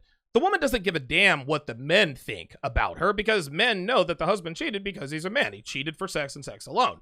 No, she's worried about her reputation with other women, because what are other women going to say? Bob cheated on Sally. I wonder what she did. What is wrong with Sally, right? So in terms of reputation, women are much more concerned with their reputation as far as other women are concerned within the context of, I guess, social reputation. But they're very concerned about their sexual reputations with men, because, of course, the worse your sexual reputation is, the lower the quality men that will want to commit to you. I hope that answers your question. Absolutely, my man. Just before you let me off, I just wanted to say I happen to live down the street from YouTube. So if you ever need an in-person message delivered to them, I'm your agent. And that's all. AJ in San Francisco, man. I appreciate the call. Now, listen, man, I don't have anything against YouTube. I used to, but it is what it is. I know they're going to axe my channel at one of these days. And I'm ready when and if it happens. That goes. I Bramblebush with the $5 super chat says Donovan is like when Martin became the love doctor on the show, but with real talk. Yeah, I like that. That's funny. All right, let us go back to the phone lines. Let's go to, let me see if I can find area code 82. Oh, there he is. All right, area code 828. Area code 828, you're on live with Donovan. I do apologize for hanging up on you earlier. What's your name? Where are you calling from? What up, Donovan? It's Chris in the Philippines. Chris in the Philippines. How you doing, Body man? language mastery. Shout out. Yeah, okay. Shout out to MLD. I'm doing great. Doing great, brother. How are you? Doing good. Awesome, bro. Yeah, it's kind of funny. So you had an 828 caller. I went to Appalachian State as well. Small world, and, man. kind of ties into a quick story I wanted to tell. When I was in college, I was still very blue-pilled. And, up until that point, had only had like a few girlfriends, Okay. But I really got into fitness. And then I worked at an Earth Fair, actually. And one day a girl gave me her number as I was scanning her groceries or whatever. Wow. And she ended up becoming my girlfriend. And about, I don't know, a month in, she was like, I just want you and only you, and I want you all to myself, right? And I'm like, still very blue-pilled, Sure. So I was like, oh, that sounds great, God. Yeah, right. Right, exactly, yeah. So there was a few red flags, actually. A couple really big ones, but for example, I went to try to use her phone to take a picture of us one day, and she like freaked out and like grabbed it and just was like freaking out. And I was like, why would you not want me to touch your phone? And she was like, I have personal journals on there. Yeah, of course. And I'm like, yeah, I'm sure. Yeah, listen, a journal? I'm sure. Yeah, Like, personal journals. Yeah, for other dudes, right? Right. So, yeah, but still kind of blue pilled, and she was giving me sex 2-3 times a day. So I didn't think too much of it at the time. And then I ended up breaking up with her because she had this really weird, like, codependent relationship with her mom. Ooh. And her mom had like 10 dogs, 5 cats, and 7 birds in like a small 2-bedroom house. And she still lived there. So I go over there she like really delayed me like meeting her family, and then it fucking made sense why. Excuse me for the profanity. I don't know if I can do that. No, dude, cuss all you want. I appreciate it, bro. Yeah. So yeah, I ended up breaking up with her, and she kind of took it really bad, but she also was kind of like more okay than I expected her to be, because like she was telling me she loved me, she said it first and all this, and I was like, okay. And then I kind of started to like miss her, but I never reached out to her, thankfully, right? So about a year later, I finally graduate, and then I became a personal trainer because I had some debt that I wanted to pay off as quickly as possible. Okay. So didn't talk to her at all, and then I go out with my boy to a bar, and in Boone, there's only like 4, right? It's kind of a small town. Right. And and I see her, and she's with a guy, of course, and they kind of seemed like they were together, but he, to be honest, he just seemed beta, Sure. And I was just like jacked at the time, personal trainer, and she was kind of like with him and like touching him and hugging him. Right. Then she'd come over and like touch me and hug me. And the guy would kind of look at me, but not with like an angry look. It'd be like this kind of scared puppy dog look. Right. And yeah. So I ended up going to another bar across the street with my boy, and then she starts like lighting my phone up. Yep. And she was like, "Come and get me. I don't want to drive." And then I was like, okay, well, I guess I don't have to approach anyone, So yeah, right. I go and pick her up, and we go to a new. Sorry, what was that? I don't want to drive. That's funny as shit. I swear to God, women don't tell you anything, right? Right, exactly, bro. So yeah, it's so funny everything you've been saying today. So I take her to my new place, and she pretty much begs me to not use a condom. She's like, I have an IUD, it's okay. And at this point, I had actually deleted my my social media accounts as like an experiment to stay more focused on the gym and everything, Good. And so she's like begging me to go in raw, and I just, something about it just didn't feel right, and I was like, no, I don't want to make a mess or whatever. So we do that, and then we actually hooked up a few days later, and then I was like, this isn't really that good. Like, I didn't really enjoy it. She's like, grabbing my vagus nerve and stuff. And it's like, I'm like, this isn't as good as some of these other girls that I've been dating. And I was like, and then I remembered, like, every woman that I was with after her was actually better, but it was like my mind tricked me into thinking she was this amazing sex goddess because I hadn't been with women up until that point. Right. So, right. You didn't have you had very few women to compare her to. That's why you thought that she was the creme de la creme. Exactly. Yeah. And then she really wasn't much of a giver in the, in the sex department, but this time she's like crazy, like completely different person. These 2 times she wanted me to go in the back door, which I didn't do. She was going down on me. She wanted me to choke her. She wanted me to slam her against the wall. And then, okay, real quick, here's where it gets a little bit crazy. So, like, I just left her on red, right? So she hit me up a few days later on Saturday. Okay. Right? And she's sending me all these freaky text messages. And, like, I want to see you. I want to see you right now.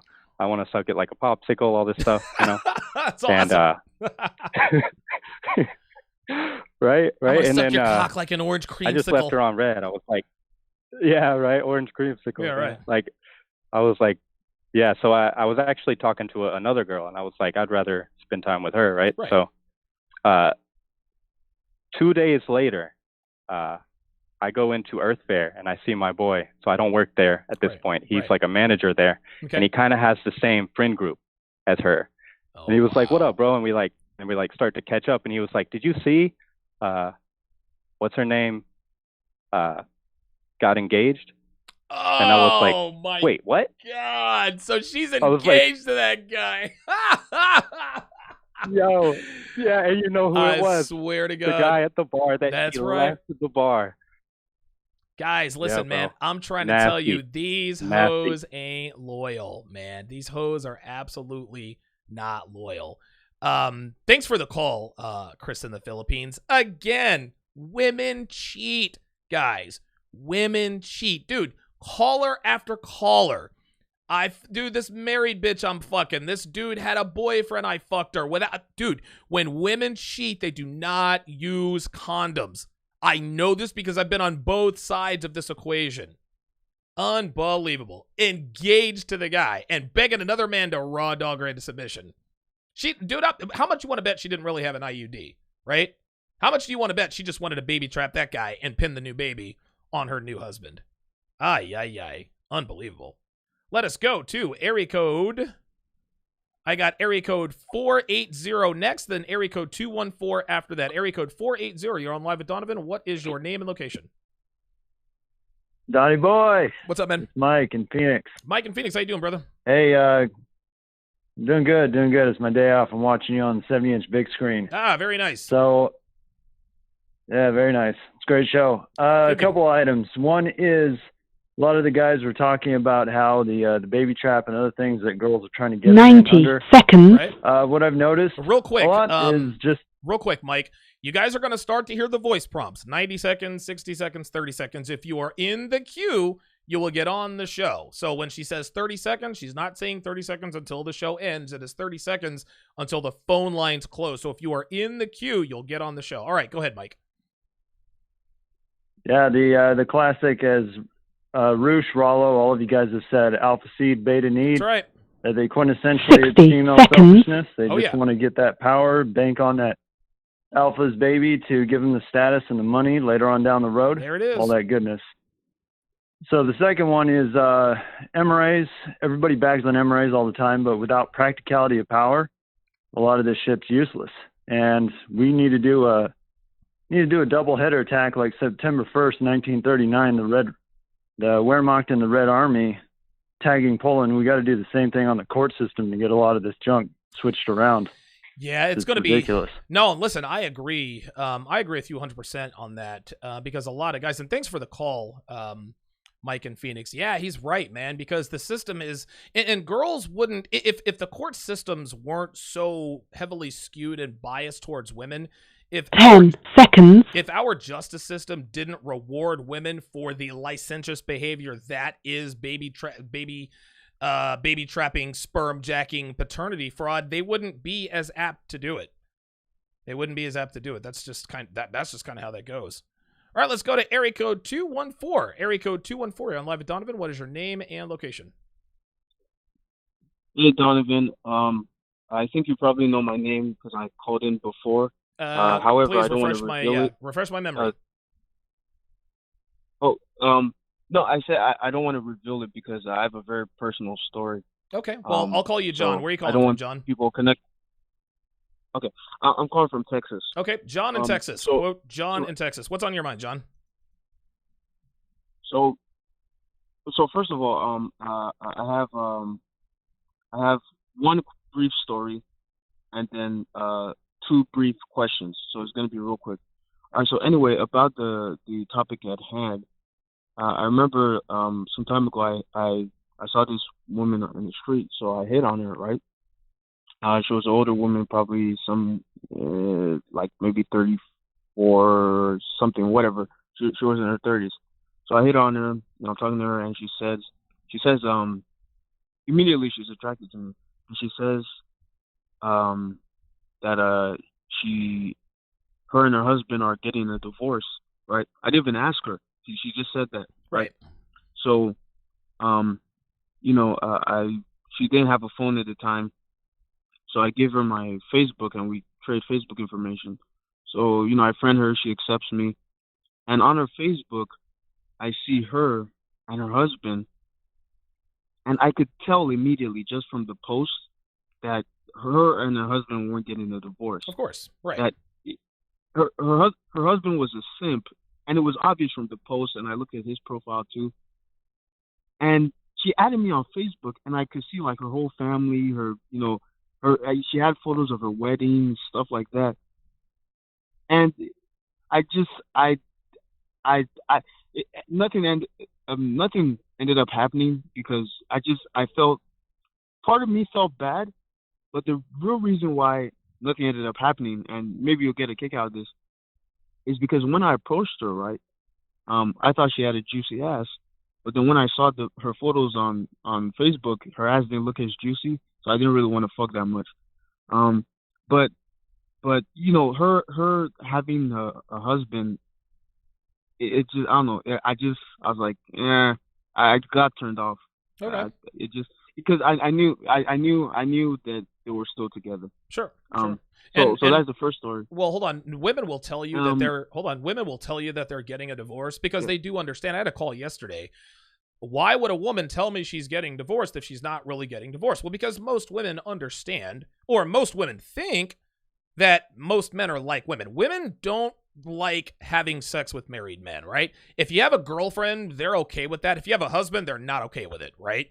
Now, there are a lot of women who sleep with married men, but their percentage pales in comparison to women who just will not sleep with married men. On this assumption, they think that we as men have the same, I don't want to call it moral compass, but the same standard as they do. Hey, if I don't sleep with married men, then he must not sleep with married women. So I'm going to tell him that we're getting a divorce. But go ahead. Exactly. All right. So the question I have is two brief questions. All right. So first of all, last year, right? I got involved with this woman, and just prefacing it, this woman is when she was young, right? Her okay. I don't need to know about any of that. I just need to know about your situation with the woman. What's your question? Oh, okay. Well, I mean, because it's kind of important. So first of all, her father wasn't in her life, right? And then she's all right, John. Sorry, dude. Like, come on. Like, you're taking too much time. You've got a story, 2 questions, guys. Come on. Like, I don't mind getting background information, but like you've taken up 3.5 minutes of my time, and then I don't need backstories on everything. Give me the pertinent information. Try again tomorrow, John. Try again tomorrow. I think it might have been that guy from yesterday. Who knows? Area code 909. You're on live with Donovan. What is your name and location? Hey, Donovan. Theo the trucker here, buddy. What's going on, Theo? How you doing, man? On the road heading home through Malibu, California. I just nice. dumped a girlfriend 3 weeks ago. Oh shit! What happened? You just can't. Oh, here we go. Home and come back with surprises. Here we go. All right, lay it on us, man. So anyway, like I say, as usual, I play the fact because I know she knows that I'm gone at least about 7 to 9 days. Okay. She knows the pattern. So what happened one day when I came home, Donovan, usually I'm home, we had a good time, had a great time and all this. Go to my closet. I see a jacket that's not mine there. Oh in my closet. God, dude. You gotta be kidding me. So I said, wait a minute, this is not mine. So I'm thinking about, what would Donovan say about this? And I said, no, I didn't say anything about it. So I went to go take a shower and then to come back and went to bed. Next morning, the jacket was not there. So I said, okay. I know what's going on here. The pattern was already locked in. Yes. So anyway, being the fact I live in Irvine, I said, fine. I said, well, honey, I'll say, well, he's staying in my place where our apartment's being rebuilt, what's being redone. I said, fine, you can stay here, have a good time, whatever. So I told him I'm going to be leaving for another 10 days, which was only for 5. Right. Okay. So I came back 3 days early, right? So I come back home, and I came back in the middle of the night, around 3 something in the morning. Okay. And I see this Corvette in my driveway. What? And I said, I see this Corvette in my driveway. Unbelievable, man. So I'm sitting like, well, we don't want to cause a scene. So I drove around the corner and I called my niece. Okay. Who's a corporal with the county. I called my niece, who's a corporal with the county sheriff, and have her meet me at rendezvous with me. Okay. because I didn't want to cause a confrontation, you know. No, So you I certainly said, don't want that. okay. So I told her what the situation was. First of all, she was pissed, you know, because I'm a good Of uncle. course. She's messing with her uncle. So anyway, we both go back. We both go back to the house, right? And I said, she parked her car like 2 cars back, and I put my truck right in front of the driver so he can't get out. Wow. So I just came, and I'm up there trying to get my own place, and she has the security lock, so I'm banging on the door. Open the door, right? Wow. So what happened, my niece is already waiting for that guy to come out. And so I told we corralled. I said, find out what he knows, and I'll find out what she knows. So eventually, she's glad to see me and all this stuff. And I said, hey, well, whose car is that out there? Oh, it's my girlfriend's car, your girlfriend's car. And I said, well, because he couldn't have put it in my garage because I have my ATV in there. Right. So here he comes out the back door. My niece got him in custody. All right. Oh my God. Got him. You know, caught him. Jesus Caught him with just a shirt, with just pants on. He had his shoes on. She got him and cuffed him up. You know. So I said, who's this guy over here? So who's this guy we have in my room? And she said, of course, like I say, immediately the tears came out. Immediately. Oh yeah, the waterworks start and all that. Right?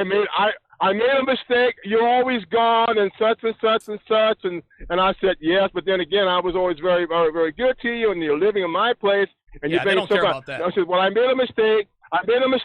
It was just my girlfriend set it up, and blah blah blah. It's just this one time. Forgive me, right? Right. I said, okay, no problem. Let me go out there. You go inside the house, and I'll talk to you in a minute. We'll talk to the guy in my driveway. Talk to my niece, and the guy told my niece, well, I've been coming here the past 2 weeks every other day. There you go. There it is, man. It's So, never, ever just I one time. Oh, so what I did, I went back and said, and so she's crying, and then she's crying. Oh my God, if you would have seen the scene, Donovan, you would have definitely. But it's really heartbreaking. But I always have nerves of steel. This is, I'll do anything just to make amends up. You know, I knew I made a mistake. It would never happen again. He said, I would do anything. And I said, anything? Good. Okay, fine. Go with him to go to his house tonight and stay there. Bring a U-Haul back tomorrow. Okay, get all your stuff out of my place. Okay. Now I told the guy, hey, I'm not mad at you. Right. I told the guy that. Right. Like I'm not mad at you. Yeah. He's thinking that I'm going to beat him up and stuff like that. But the setup was beautiful, you know. And my niece says, get your car out of here, and you get out of here now. So and take her with you. So of course that night I was very upset. I didn't worry about it. Okay, and then here come the texts in the morning, right? Right. You know, I made mistakes and blah blah blah. And there's such thing as called forgiveness.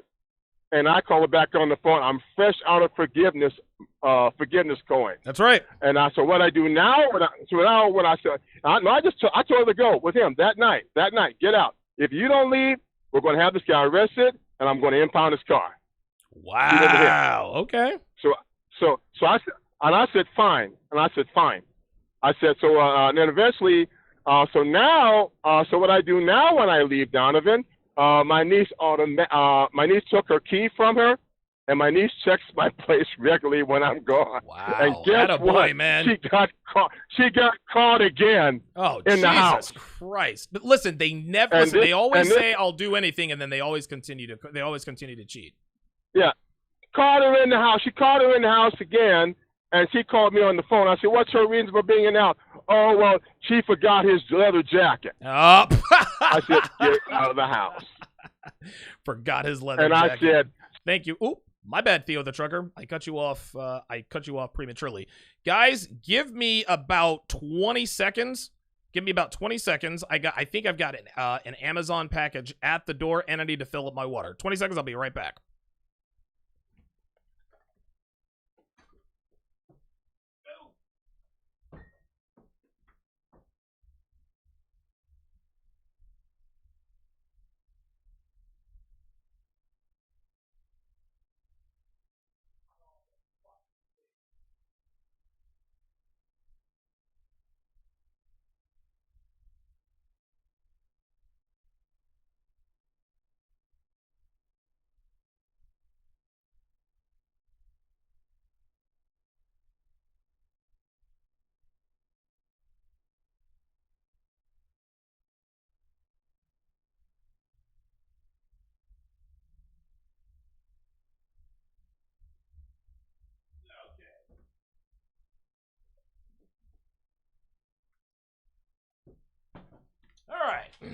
We are good to go. Okay. All right. Very good. Excellent. Excellent. Okay. Sorry about that, guys. Sorry about that. Actually got a few inklets here for Devin. All right, very good. Let us go back to the phone lines. Let's go to area code 973. 973, you're on Live with Donovan. What is your name and location? Hey, Greg from New Jersey. Greg in New Jersey. How you doing, man? Hey, good. So I'm not going to talk your ear off because I know you got. I'm busy. You're busy. Yeah, so I've I'm got a gonna lot keep of callers. it No, it's all good. So I go to therapy. Yes, I know. Why are you going to therapy? Don't ask why. That is, you don't care about that. Lo and behold, my therapist is a woman. Now, she did something to me today, and I never, I never talk about the red pill with her. Right. Never do. But she lets me learn about, blue pill thinking and about women. Like, I love talking to her because, always, I'm never red pill rage. I'm never red pill upset. I never do that when I'm around her. Right. But but the thing about it is that she's always like trying to understand it. She's like, so today she was like, I understand that, women, you're not friends with women, but why are you not friends with women? And I told her, like, I never got upset, never got this way. And I just said to her, because I'm not lying to myself. Right. I never want to lie to myself. Right. And she's like, well, you're not lying to yourself. But my daughter is friends with, she has a boyfriend and she has friends. I said, I'm not around your daughter. Yeah, like I'm not like around that's her. not me, right? And right. and then she's like, I don't want to hear it. I don't want to hear it. I don't want to hear it. I said, but you're telling me this, but you're keeping this stuff up with me. Like, I'm telling you this because it's like second nature. It's becoming second nature to me. Like, right. And like the three things I learned with her is that women will always try to bring up some shit. She'll always try to bring up the past. That's number one. Number two, she does not have to be a feminist. She just has to be a woman. Oh, that's number two. 100% right. Yeah, because like she never said to me, I'm a feminist. She thinks like one. Yeah. And I know for a fact that it's like, I'm never going to ask her if she's a feminist or not. There's some feminist beliefs in her, like the men and women are friends thing. And she knows that I'm not. And the number three thing is that I love about this therapist is that she's a woman that is giving me an edge on my game. Like, she's giving me my game back, whether she sees it or not. Like, I'm not trying to run game on her. She's older than me, and she has grandchildren and stuff like that. That's funny. But she's giving me that edge back. And it's like, I know, Donovan Sharpe, you teach us about game, but like, I'm learning so much about my own game. And it's like, I want to harness that so fucking badly. Like, what is it with my game that I'm making mistakes on, and what can I do to make not the game, but what is it with my game that I'm missing? And that's all I'm going to say to that. Okay. All right. Well, thanks for the call, Greg in New Jersey. And he's right. Donovan Sharpe absolutely does not endorse men being friends with women. Michael Goodlett with the $5 super chat says, these chicks ain't loyal. Got head from a 22-year-old waitress when I was 16 years old on a soccer trip. After I came in her mouth, she told me she was engaged. I swear to God, dude. I'm trying to tell you, man. I am trying to tell you. Dude, women will fuck whoever, whenever, however. Keep them coming, guys. Keep them coming. Area code 512. You're on Live with Donovan. What is your name? Where are you calling from? Hey, Donovan. This is Kumar from Texas. Kumar in Texas. How you doing, man? Okay. I had two quick questions. Sure. I'm going to keep them short because I know you got stuff to do. Yeah, go ahead. You're good. Hello? Yeah, take your time, man. You got it. Oh, yeah. So my question is, one of my questions is, since all these women are talking about feminism and female empowerment, I'm thinking that if a female wants to date me, she's going to have to pay for my meal too. What do you think about that? No. I don't want a woman to pay for my meal. And the reason for that is because I can pay my own way, right? And now here's the thing. You don't make it a requirement for her to pay, because what you have to understand, Kumar, is that women who identify as feminists don't really believe in equality, right? The two main purposes of feminism here in 2020, there are two main objectives to feminism, okay? The first objective is to put constraints or restraints, sexual restraints on men while releasing sexual restraints from women. Okay, we can engage, or women can engage in sexually promiscuous activity. Women can initiate sex or flirting at work, but men cannot. Right? This is why we've got this hashtag listen and believe. Hashtag yes means yes consent. If a woman pursues sex, if she actively pursues sex, that's okay for her. But men who actively pursue sex, we're looked at as rapists. We've committed sexual assault. Even though you were both drunk, she couldn't consent. The second objective of feminism is the transference of resources from men to women. That's what our court systems are doing. So this is why when a man and a woman get married or they have a kid, and for whatever reason they break up, they want to transfer the resources from men to women. His house to her, his car to her, his future and present earnings to her. So again, the two objectives for feminism is, number one, removing all sexual constraints for women while putting them on men, and number two, transferring resources from men over to women. It has nothing to do with equality. So if you were to tell a feminist, well, since you're a feminist, you need to pay for my meal, you know what she's going to say? Oh, you're not a real man. Feminists want all of the benefits of feminism without paying any of the costs that being a feminist comes with. So yeah, listen, theoretically speaking, yeah, if you're a feminist, you need to pay for my meal. Listen, I'm a man. I don't need a woman to pay my way. If she offers to pay, hey, cool. When Devin and I first met, we took a vacation to Hawaii. That was 100% on her dime. I didn't say, well, listen, I don't need, no, if you're offering me a free trip to Hawaii, if you're going to pay for it, I'm good to go. But if you know you're dealing with a woman who is a feminist, there's no need in trying to make her pay for your meal. Number one. Number two, I was actually going to say this to Greg in New Jersey. Most women don't identify as feminists. If you were to ask the average woman, hey, are you a feminist, yes or no? She would tell you no. But what a lot of men don't understand is that most women have feminist ideologies.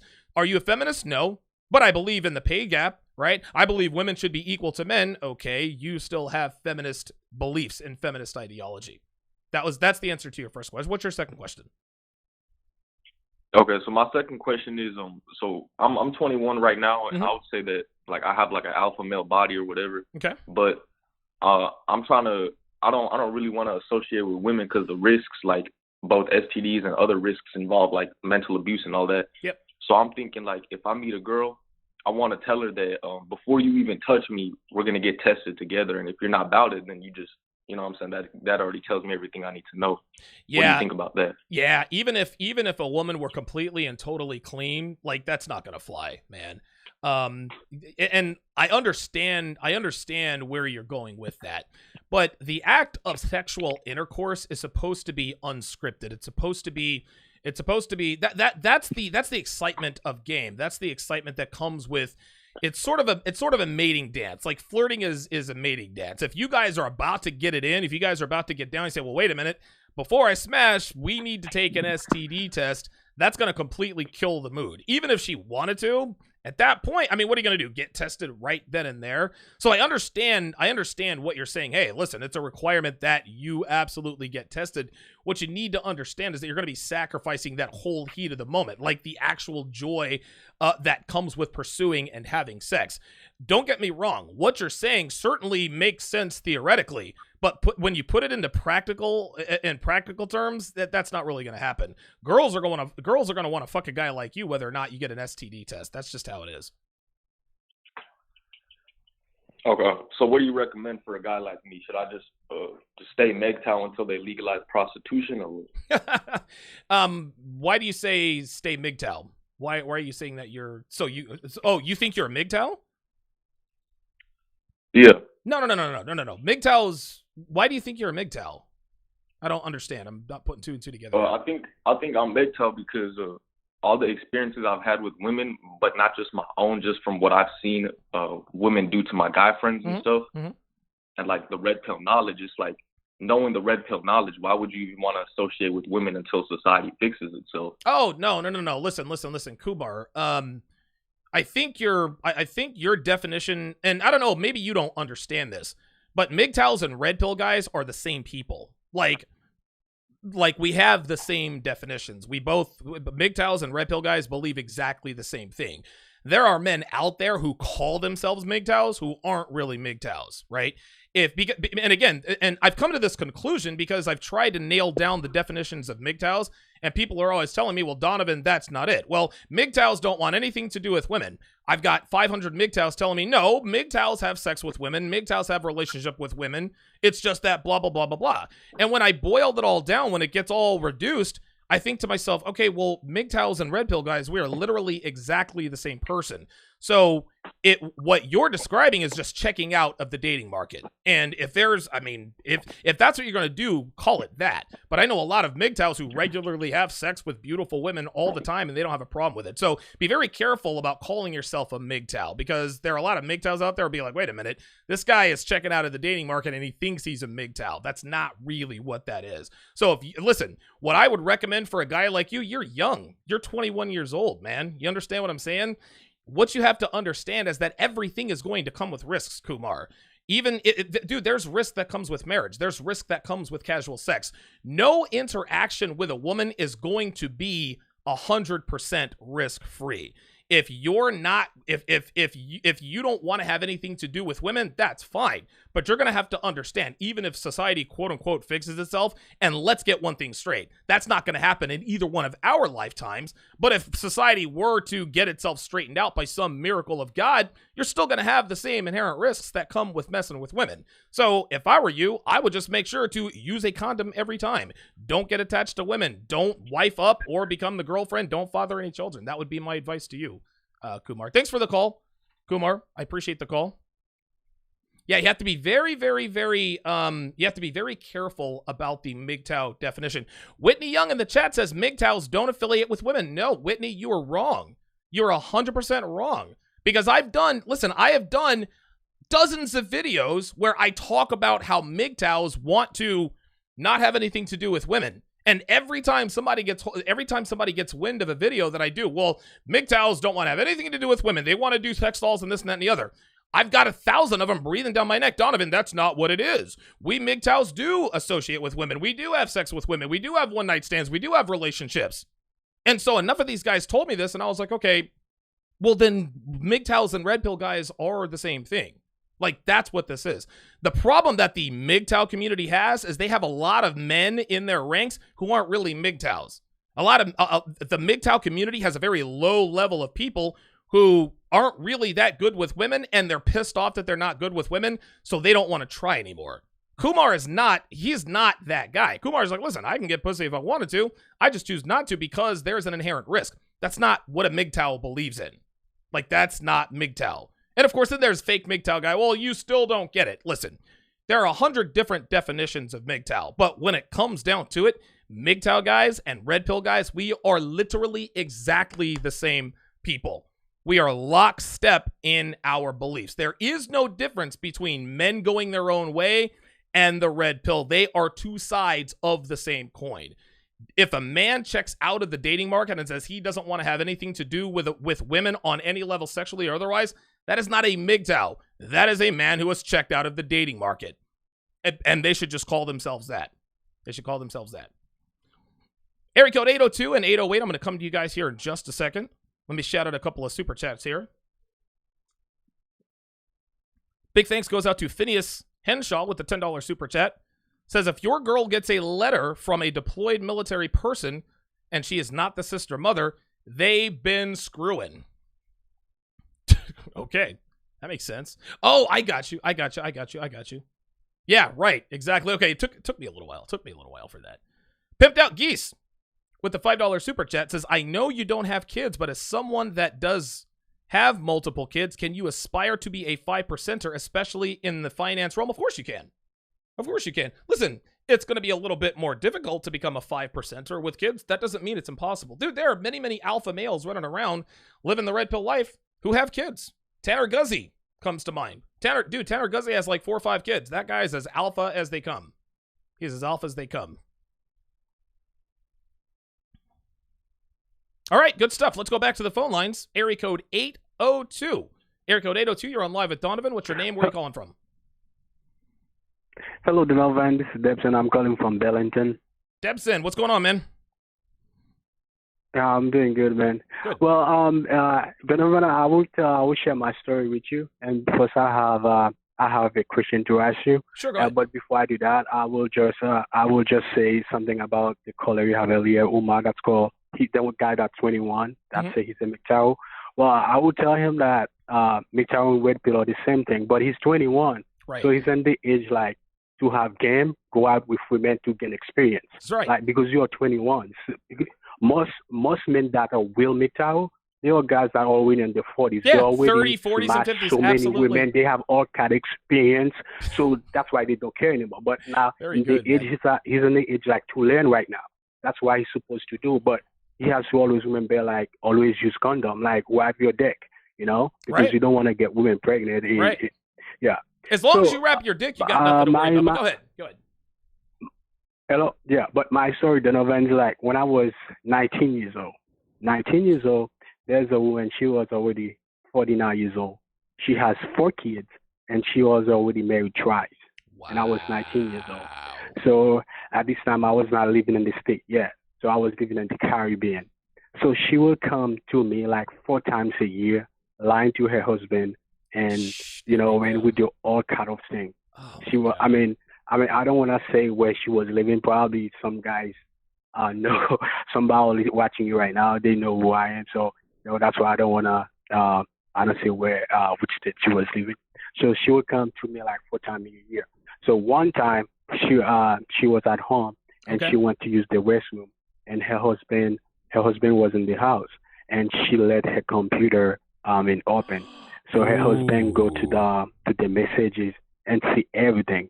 So and her husband messaged me, say, "Oh, you have to fucking leave my wife alone, blah blah blah," bullshit like that.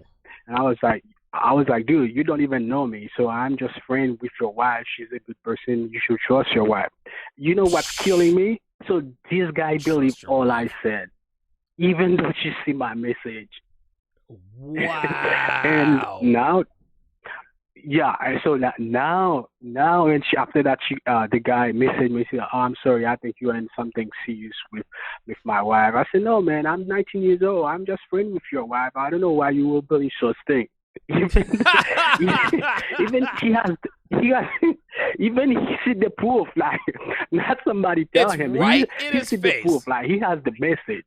Right in his face. The writing's on the wall. He's like, Yeah, man. Yeah, Donovan. So the crazy thing, like her youngest daughter was already 7 years older than me. Wow. Her youngest kid was 7 years older than me.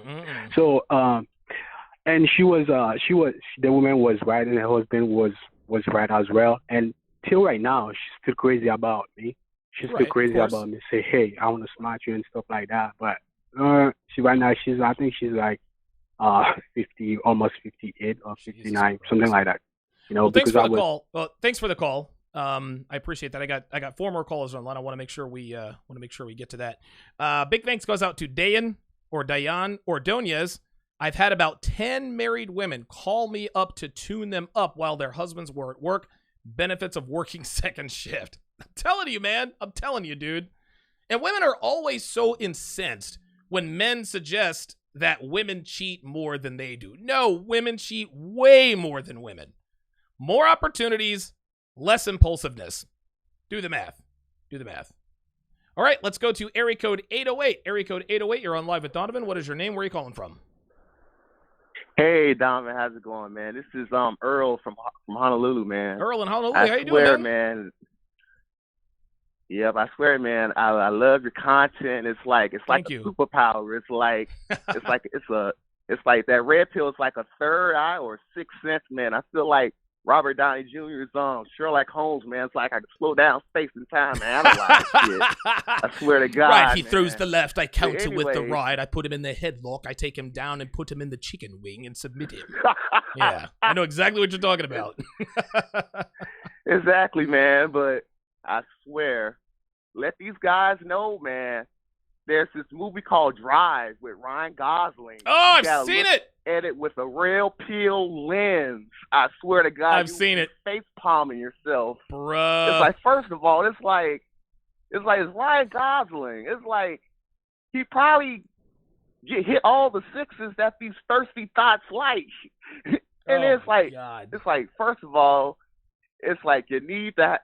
You just have stock in yourself. It's like, second of all, it's like, don't fool around with single moms. Nope. Because you've seen the movie. It's like no point. It's a bunch of to bullshit. Fool around with this chick and investing into her kid, and then the baby daddy got out of jail. He'll still with her, and then every time this guy, it's like he was on the top of his game. It's like the Ryan Gosling character. Feels like he was a good stunt driver, he was a good mechanic, and his side hustle, he was a good getaway guy. That's right. That's right. It's like he helps the baby's daddy to get out of the trouble with the mob being a getaway driver. But I don't want to spoil the movie. It's just a sad spiral, man. I swear to God. But let me let you go, man. Just let these guys know. Watch Drive. It's the best cautionary tale ever. I'm out, man.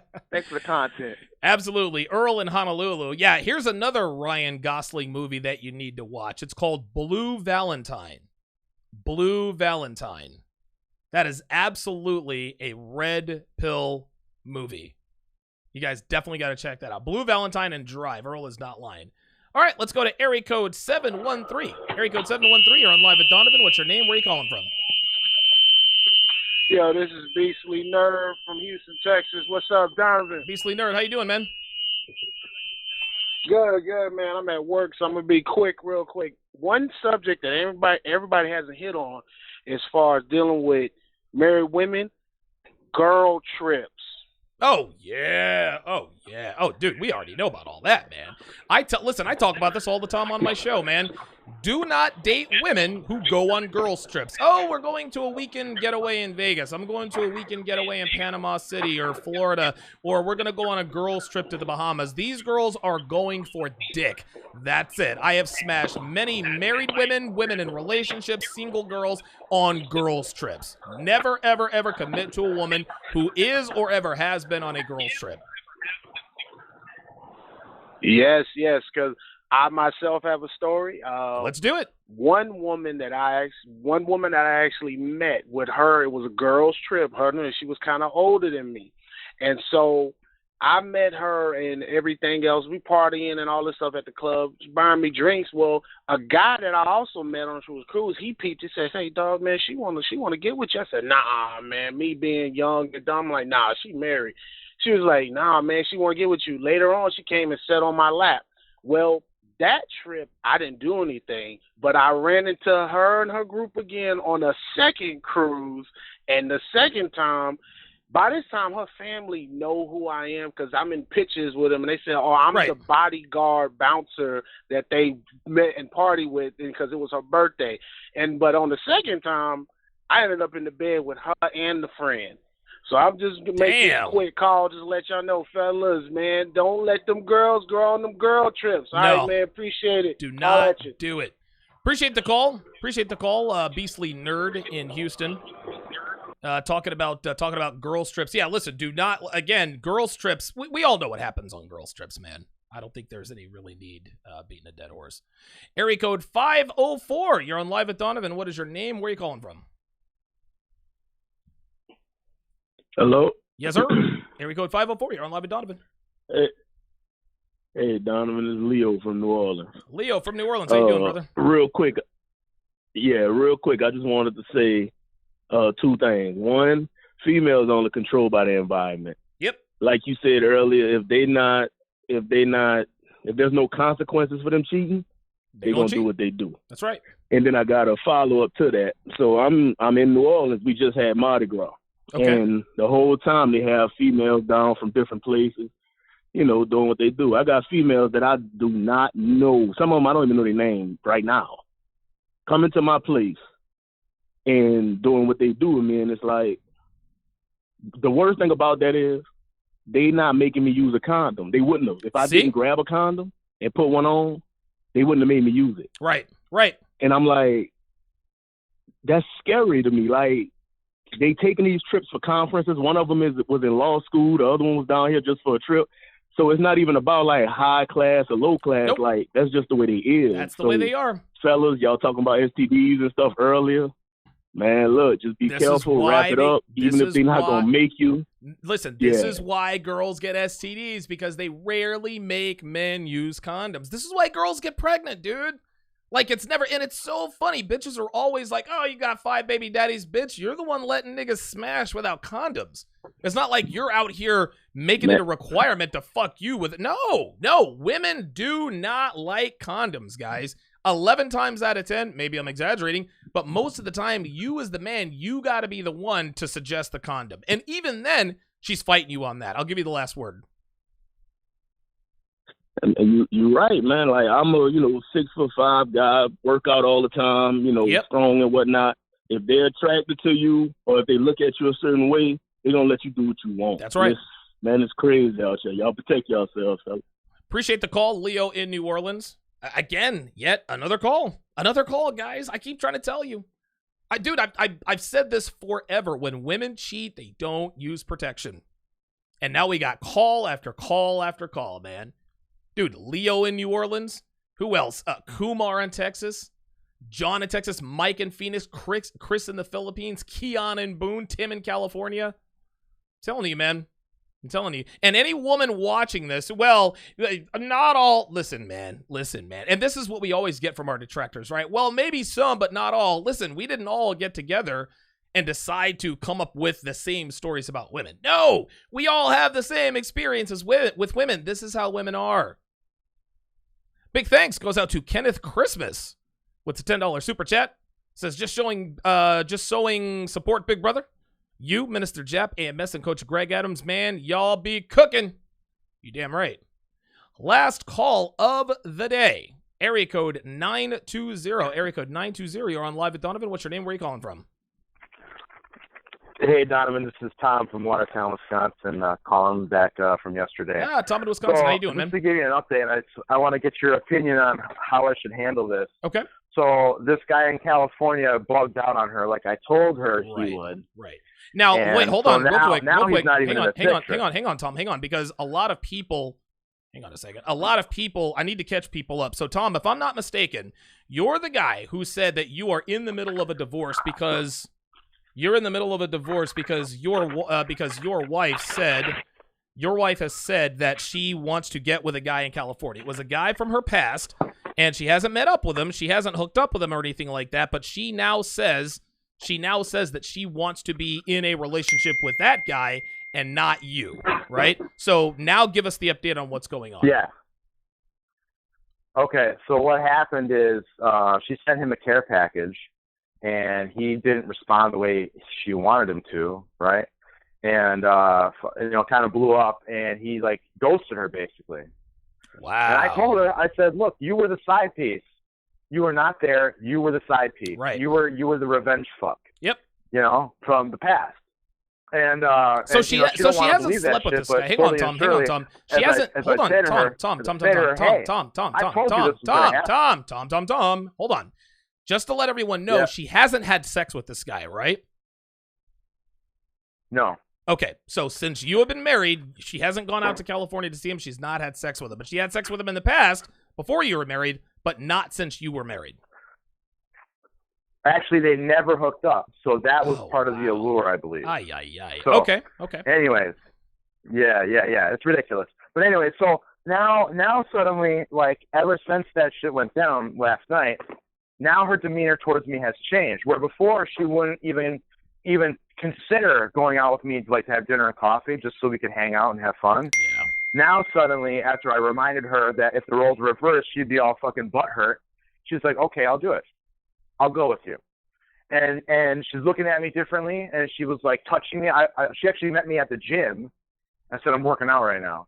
Okay. And I said, well, you can meet me in the parking lot. It's your call. And then she got all mad about that. She's like, well, do you want to see me or not? This is your wife? I always want to see you. What's up? Yeah, this is my wife, dude, and she's divorcing me. Oh my God, dude. Yeah. Tom, listen, man, how long have you known your wife? Let me get to the end. Let me get to the end here, and then you can tell me what you think. All right. So now she's talking about how she doesn't want to actually like split up her household. She wants to. She's thinking that it'd be better if we just live together because it would be easier, quote unquote. Now this is where I get a little tenuous about the whole situation because I don't want to be the beta, and I know I'm not a beta because I can see, I see what's going down. Sure.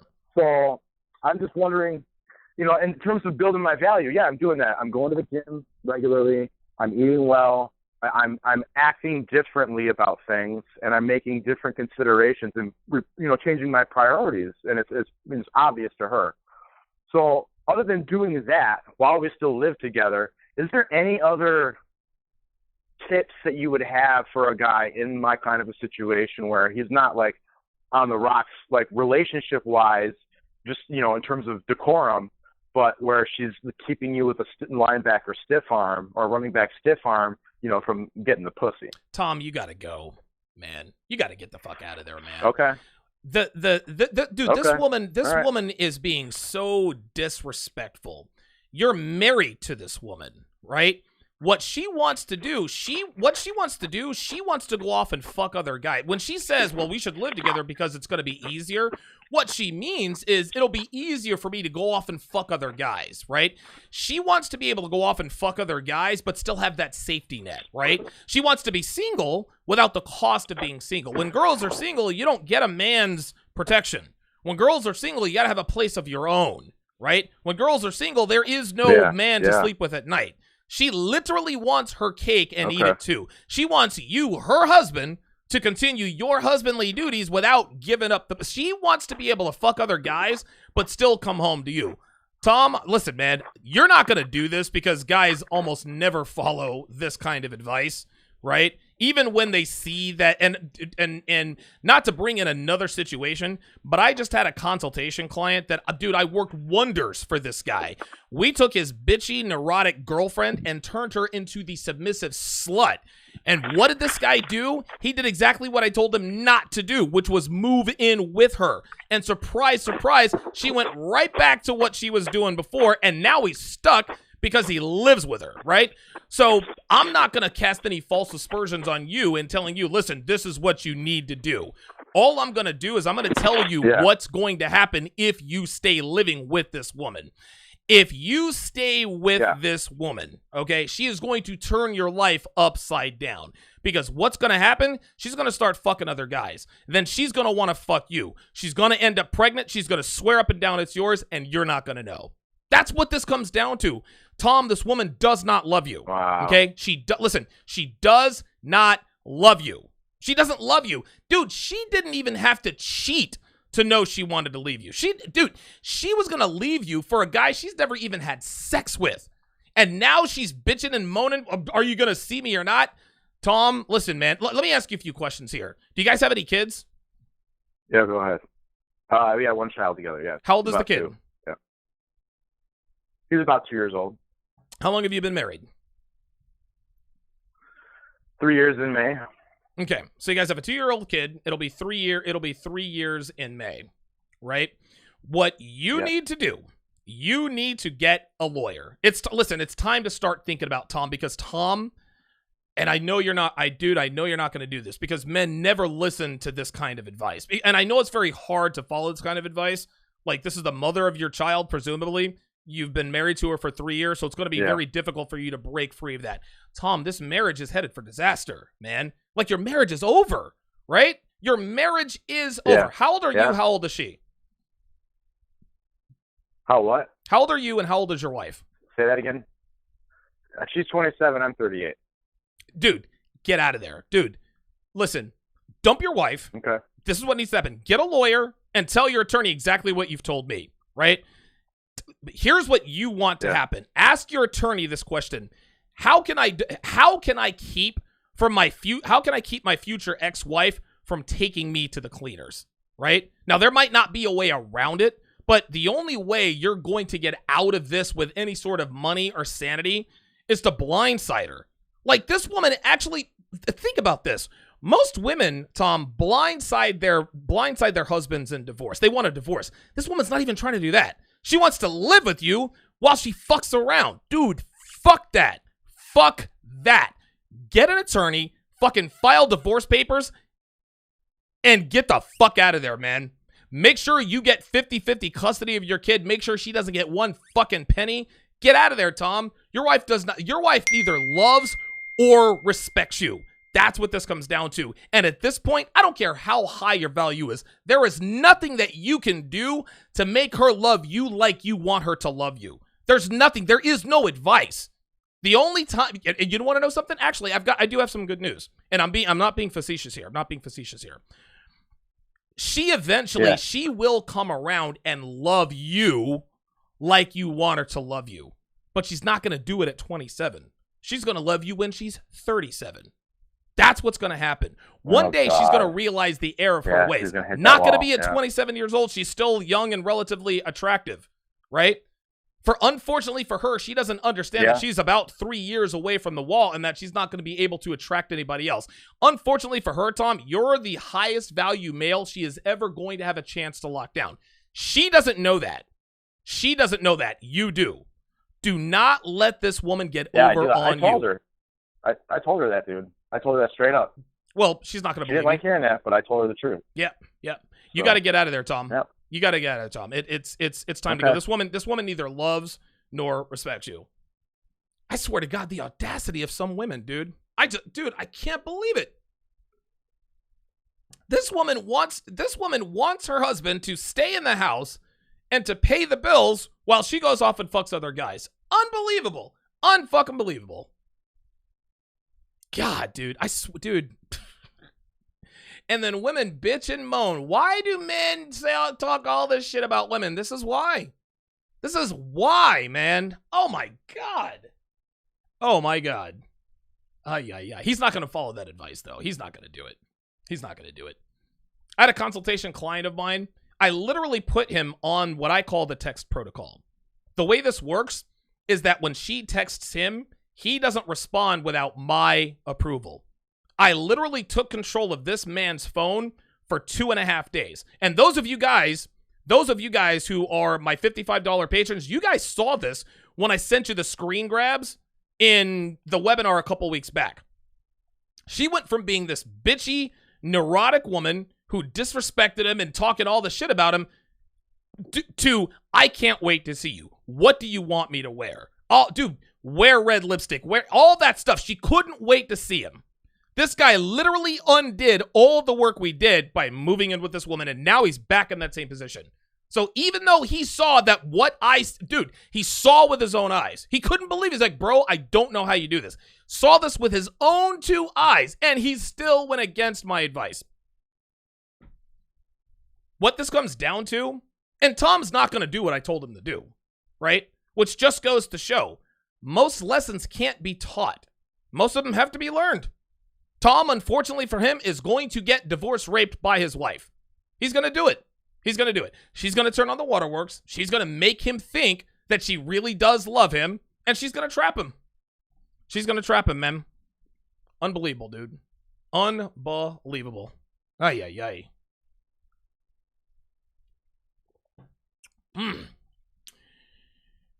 Good show today. Very, very good show today. Let me shout out my thanks to all of my super chatters. Luis Colon, $2. Brown B Man, $20. David McGrew, $20. Zachariah Williams, $2 and $3. Tim Taylor with the $250 super chat. That was unbelievable. Big Brandon, $5. Merciless 6, $20. I Bramblebush, $5. AJ Blaylock, $5. Freelance Ronan, $5. Michael Goodlet, $5. Phineas Henshaw, $10. Pimped Out Geese, $5. Dan Ordonez, $5. And Kenneth Christmas, $10. My thanks goes out to my callers. Kitchen in Raleigh, Mark in Oklahoma City, Tyson in Winnipeg, Mike in Philly, Chris in Wichita, DJ in LA, CJ in Greenville, Tim in California, Keon from Boone, North Carolina, Kenneth in Fort Worth, AJ in San Fran, Chris in the Philippines, Mike in Phoenix, John in Texas, Theo the Trucker, Greg in New Jersey, Kumar in Texas, Earl in Honolulu, Beastly Nerd in Houston, Leo in New Orleans, and of course, Tim in Wisconsin. Hell of a show today. That's going to do it for this edition of TSR Live. Guys, again, make sure you get your hands on my Game 101 course that is on sale now. Again, the link is in the description. How to master the basics of game. Thanks for watching, guys. We'll see you tomorrow.